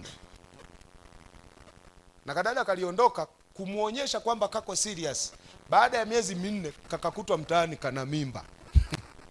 Yaani ameondoka kwamba hatarudi tena. Na ni kwa sababu ya kukosa hekima. Maelekezo pia tunayopewa na watumishi wa Mungu ni ya muhimu. Usijifanye una kiroho kuliko mchungaji wako. Amepitia mengi, anajua na ana Roho Mtakatifu. Ukiambiwa sasa yamefika hapa, tumeishia hapa, tunaishia hapo. Cha msingi amini Mungu. Kwa sababu unaweza ukafikiri haujaelekezwa vizuri, kumbe kinachokutesa ni hatia ya kisaikolojia, haihusiani na Mungu. Mungu alishasamehe, alisahau, na hata ukienda kumkumbusha yeye akumbuki, kwa sababu ameahidi, amesamehe ni mwaminifu, amefuta, amesahau. Kwa hiyo usijitie hatiani. Sema amina. Sema amina. Lakini faida ya 4, maungamo yanakupa nguvu ya kukataa, ya kukana. Naomba nikwambie, watu wengi ukiwaambia ikatae dhambi, sijui nani ametufundisha walokole. Kila kitu siku hizi tunafanyia mdomoni. Jamani, sio kila kitu kufanyia mdomoni. Unakuta eti mtu anaikataa dhambi. Nakataa, dhambi naikataa. Kukataa kwa Biblia sio kusema nakataa. Kukataa kwa Biblia ni kukichukua kilichojificha gizani na kukileta nuruni. Sijui kuna mtu amenielewa? Una dhambi ya siri ambayo haijatubiwa. Usianze kuhangaika kila ibada. Nakataa, navunja. Kwanza tangu anze kuvunja, mbona haivunjiki? Tangu anze kukataa. Tena ukikataa unakuta inakusubiri pale, nyingine inakusubiri parking. Nyingine ikikuhurumia itakusubiri getini pale. Kila Jumapili wewe nakataa, navunja. Kukataa dhambi sio kuitamka na ikataa, ni kuitoa gizani na kuiweka nuruni imurikwe. Kwa sababu ni nuru tu ndio inayoifanya dhambi ishindwe. Ukiiweka nuruni sasa, pale ndipo yanafuata maungamo ya kwamba sasa nimeweka. Yaani kwa mfano mimi nimekuja nikaweka dhambi yangu hadharani mbele ya mchungaji, alafu wakati naomba sasa ndio nasema hii dhambi naikataa kwa jina la Yesu. Ina maana sana kuliko kukataa mwenyewe kwa maneno pasipo kitendo. Hapo mko kimya. Mungu atusaidie. Jambo la mwisho kwenye hicho kipengele. Watu wengi wanaotakaga kukiri dhambi, bahati mbaya, hasa wanawake. Naomba leo ni watuhumu kidogo. Ukiwafuatilia wengine au wengi wanaotaka kukiri dhambi, bahati mbaya utakuta hawatafuti toba, wanatafuta uponyaji wa nafsi. Yaani kuna mtu ameumizwa, alafu ndio anakuja kutafuta kukiri dhambi yake, sio kwa sababu anamtaka Mungu, ila kwa sababu anataka uponyaji wa nini? Wa nafsi. Hata ngoja nikutolee mfano hivi. Mimi sio mshauri mzuri sana, lakini kuna watu wanajichanganyaga kuniombaga ushauri. Na hicho kitu nimekigundua kwa kusikiliza ushauri hasa wa mabinti. Anakuja anasema, mtumishi, nataka niseme dhambi yangu, nitubu. Mimi nimekuwa nikifanya uzinzi kwa muda fulani. Si anaungama ni jambo jema. Alafu ukianza kuongea naye, ukimuuliza swali, ulikuwa unazinzi na nani? Unashangaa ndio anasema, yani hicho ndio kinaniumiza zaidi kwa sababu ameniacha.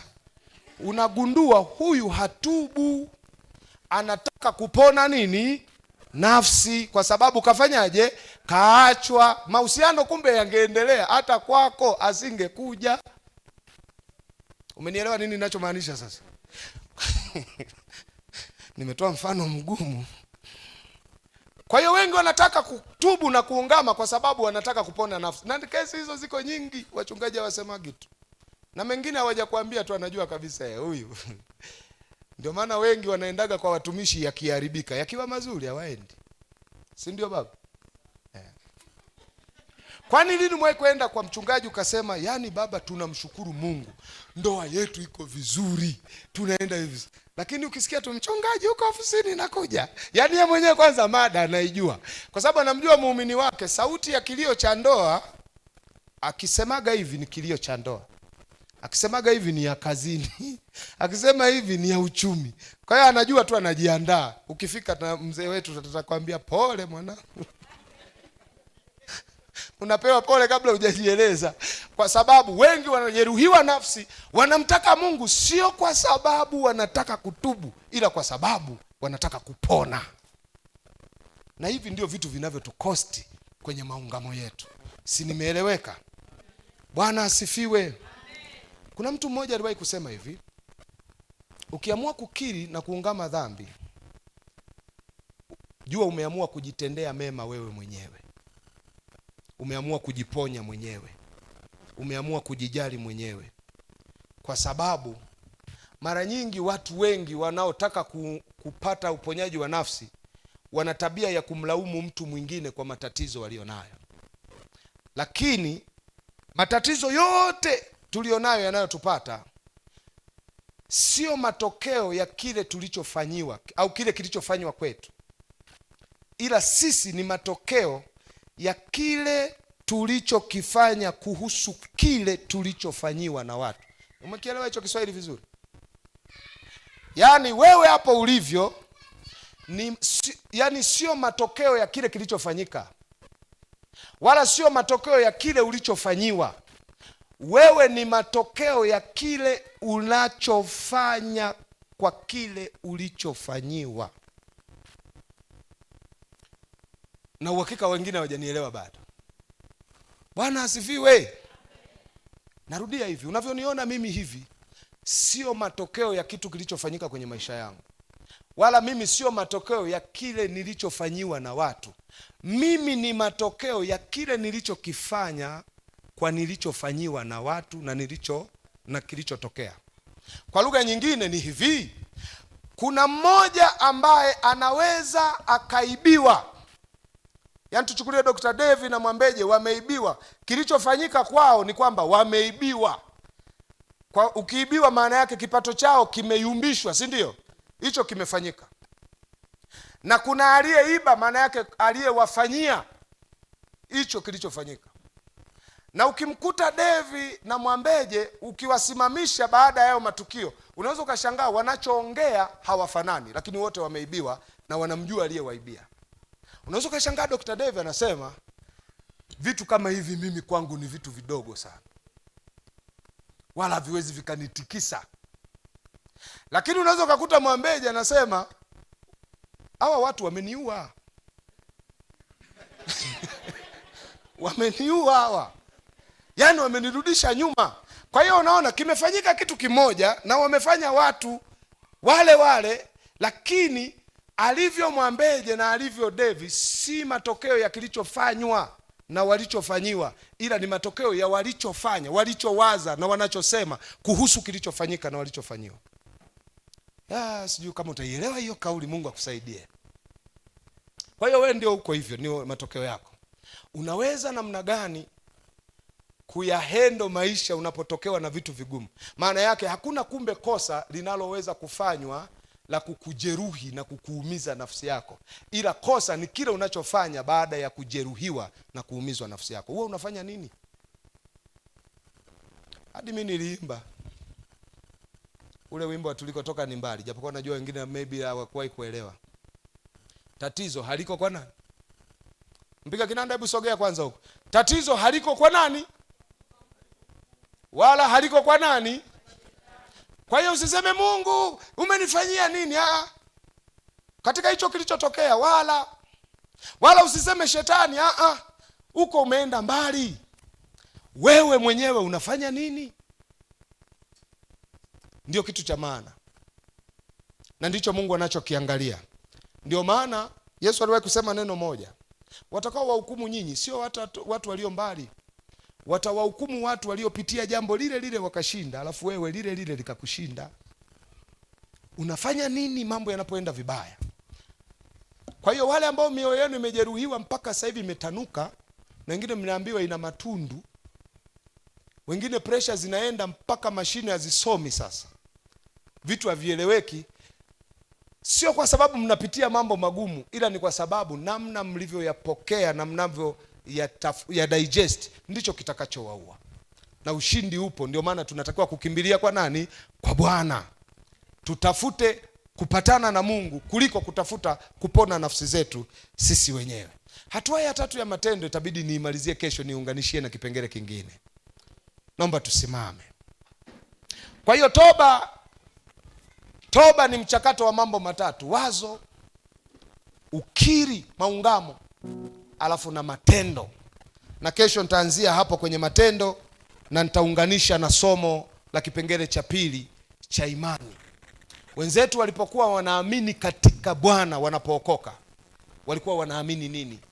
Na haya mambo tunapojipima kutoka kwenye maandiko, maana yake yanaturudisha kwamba kuna vitu ambavyo hatufanyi sawasawa, na kuna wenzetu walifanya sawasawa wakapata matokeo. Sisi hatufanyi sawasawa, ndio maana tupate matokeo. Na huwa napendaga kusema hivi, wapendwa, kuigiza kuokoka, tumeigiza inatosha, kwa sababu haijatusaidia kitu chochote. Mwangalie jirani yako afu muulize, hujachoka? Muulize vizuri, hujachoka kuwa likingwendu?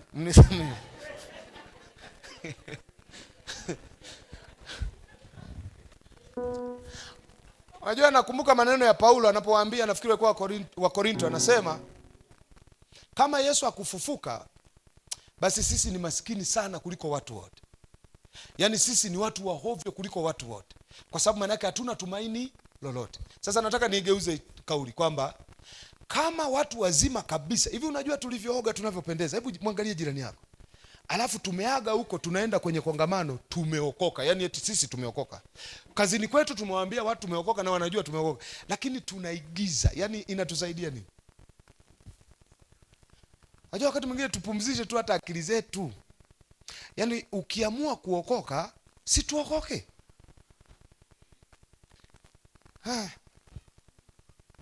Mungu atusaidie. Nasema hivi, tukiamua kuokoka, si tuokoke. Kwamba nimeamua sikuokoka, nina akili timamu, nimedhamiria, nilipita mbele ya mashahidi wengi nikasema mimi nimefanyaje, nimeokoka. Sasa mambo ya kona kona yanatusaidia nini? Kingekuwa chama, unajua ningeongeaje? Ningeongea kama mzee wangu alikuwa, toka hapa. Yaani bora tubaki wachache lakini waliodhamiria kufanyaje. Ndio maana nailoaga hao wazee wasema toka hapa, kwani nilikuita? Inatoka moyoni. Yaani ni kauli kali lakini iliyobeba upendo wa Mungu ndani. Kwamba sasa si umeamua, we ni mtu mzima, haukuandikiwa barua, haukupigiwa ngoma, yani haukualikwa, yani ni wewe mwenyewe uliamua kwenye hiki kipengele kutubu. Sasa si utubu. Ndio maana Yohana, huwa nachekaga sana nikisoma alichowaambia Yohana, na hicho kitakuwa kipengele cha kesho. Biblia inasema Yohana alipoona ubatizo wake wanaukimbilia Mafarisayo. Japokuwa naamini Yohana naye alikuwa na kisirani. Yani alikuwa na uchungu nafikiri na watu fulani.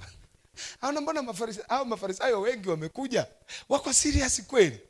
Akaona kitu pekee kitakachothibitisha kwamba wako serious ni hatua ya 3 ya toba. Akawaambia, nyinyi zaeni matunda ya pasayo toba. Akimaanisha mimi huku sijui kama mko serious kichwani, sijui kama maneno mliokiri ni kweli, ila nitajua mkitenda. Kwa hiyo zaeni matunda ya pasayo nini? Toba. Alafu alivyowapiga hivyo Mafarisayo, unajua watoza ushuru walikuwa smart sana. Wakawaza kama amewafokea Mafarisayo, sisi je tutakuwa wapi? Alafu wakauliza, na sisi tufanyeje?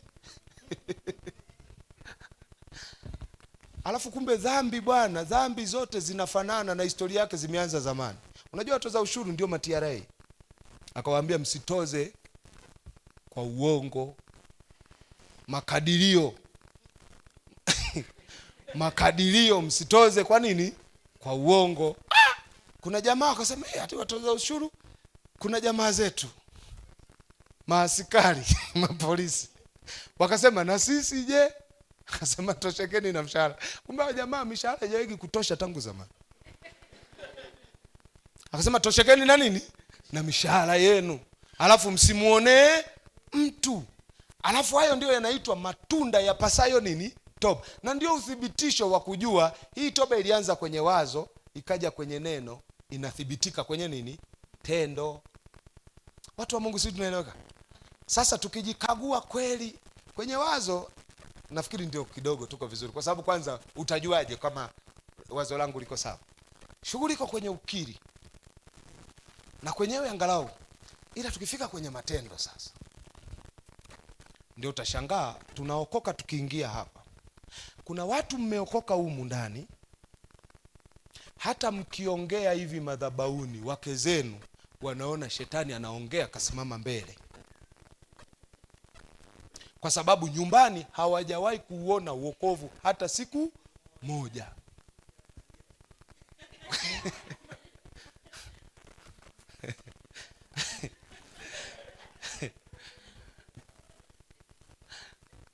Mimi wanaangaliaga kanisani hata tukikaa hivi, akisimama mbaba anaongea, huwa simuangaliagi mbaba, naangaliaga watoto wake na mke wake.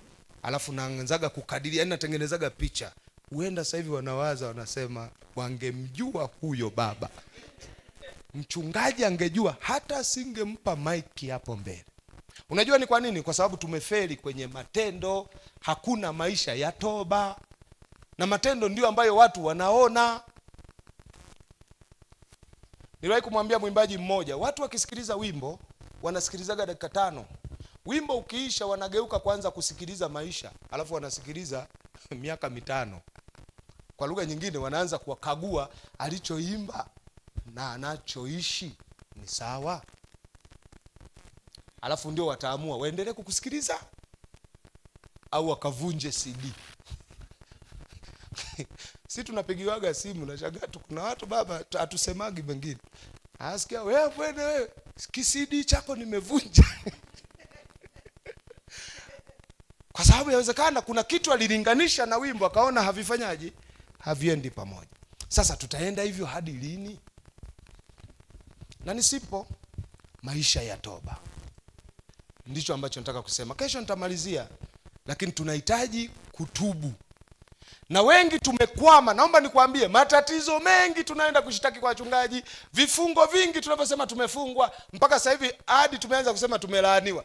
Tuwe tu wa kweli, shida yetu iko hapa, na hapa ndio mtihani hatupataki. Kama niruhusu niseme kitu cha mwisho kabisa, ngoja nifunge nayo.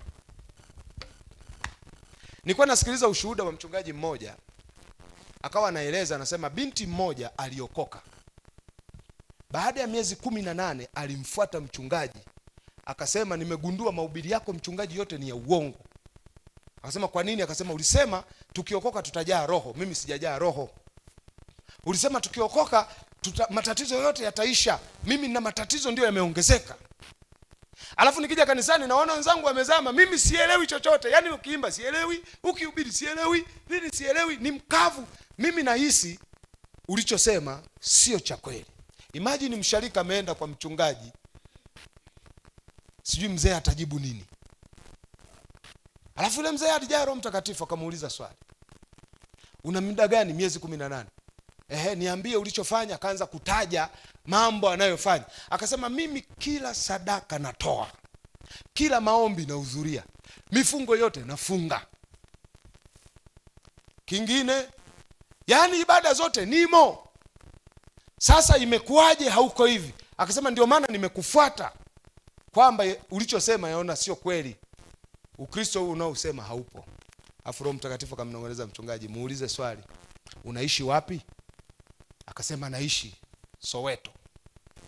Okay, unaishi na nani? Akashangaa na pepesa macho.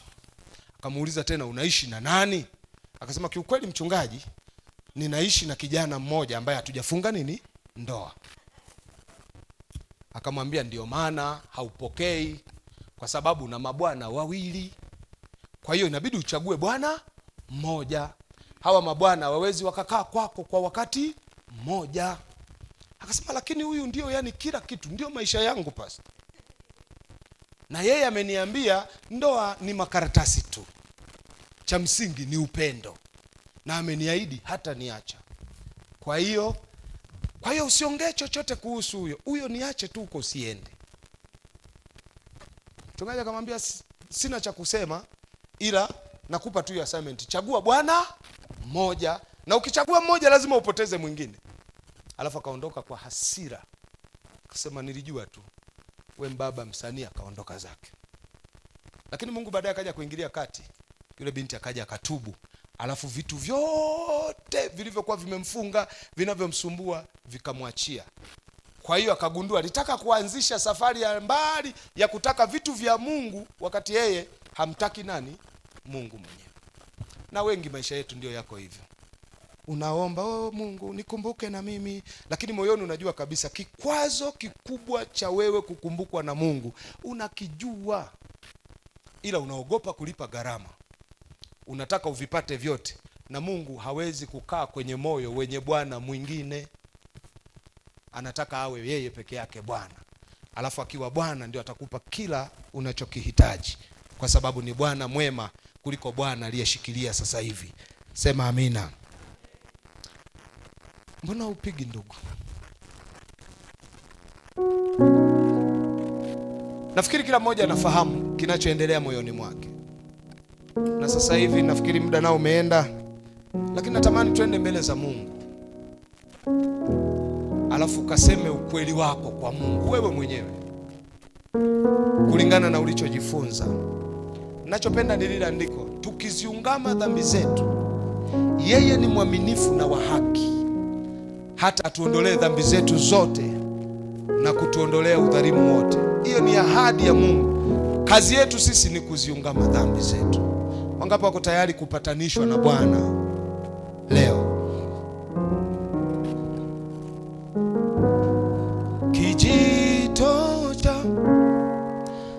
utakaso ni damu ya Yesu.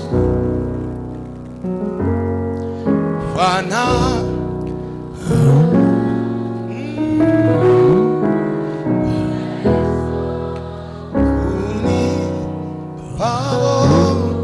rudia tena maneno haya. Oh, kijito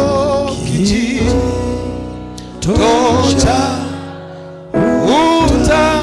utakaso ni damu ya Yesu. Bwana anao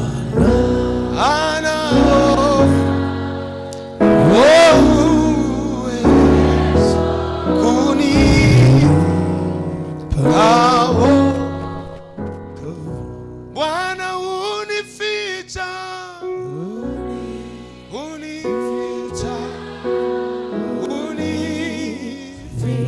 adui hatani unificha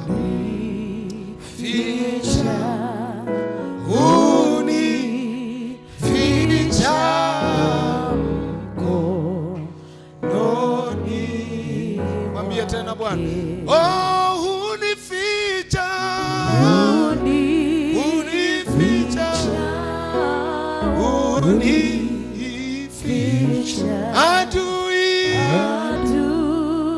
adui hatanipata unificha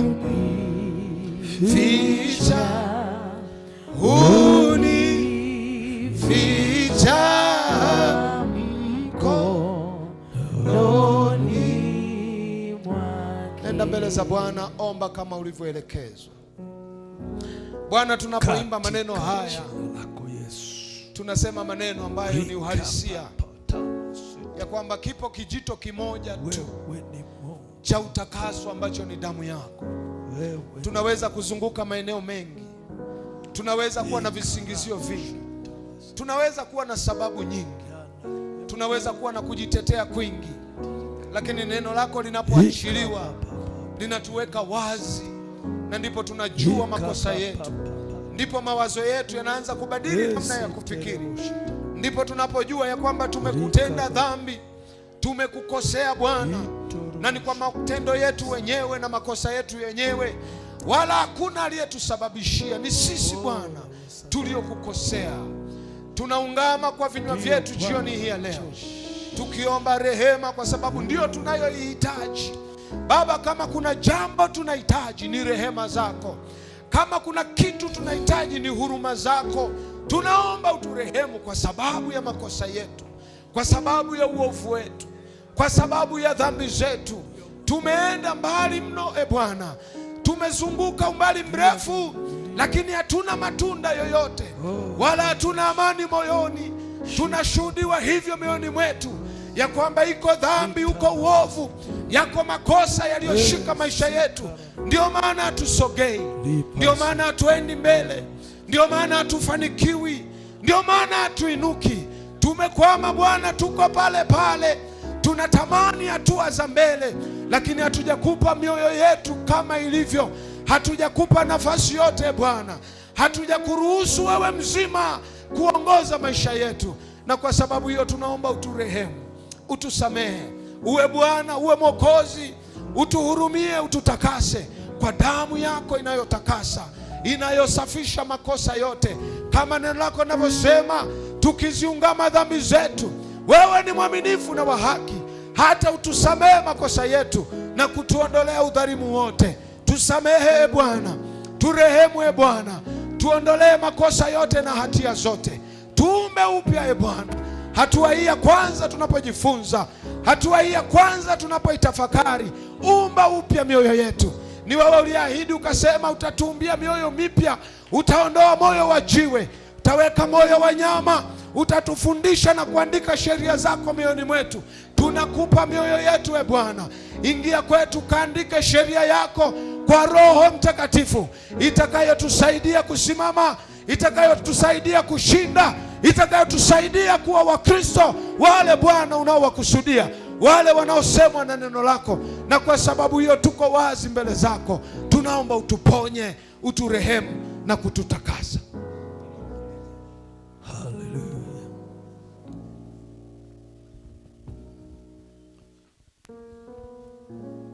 Baba yetu, tunakushukuru mno kwa sababu unasema wewe ni Mungu wa mafunuo, lakini ni Mungu unayesema.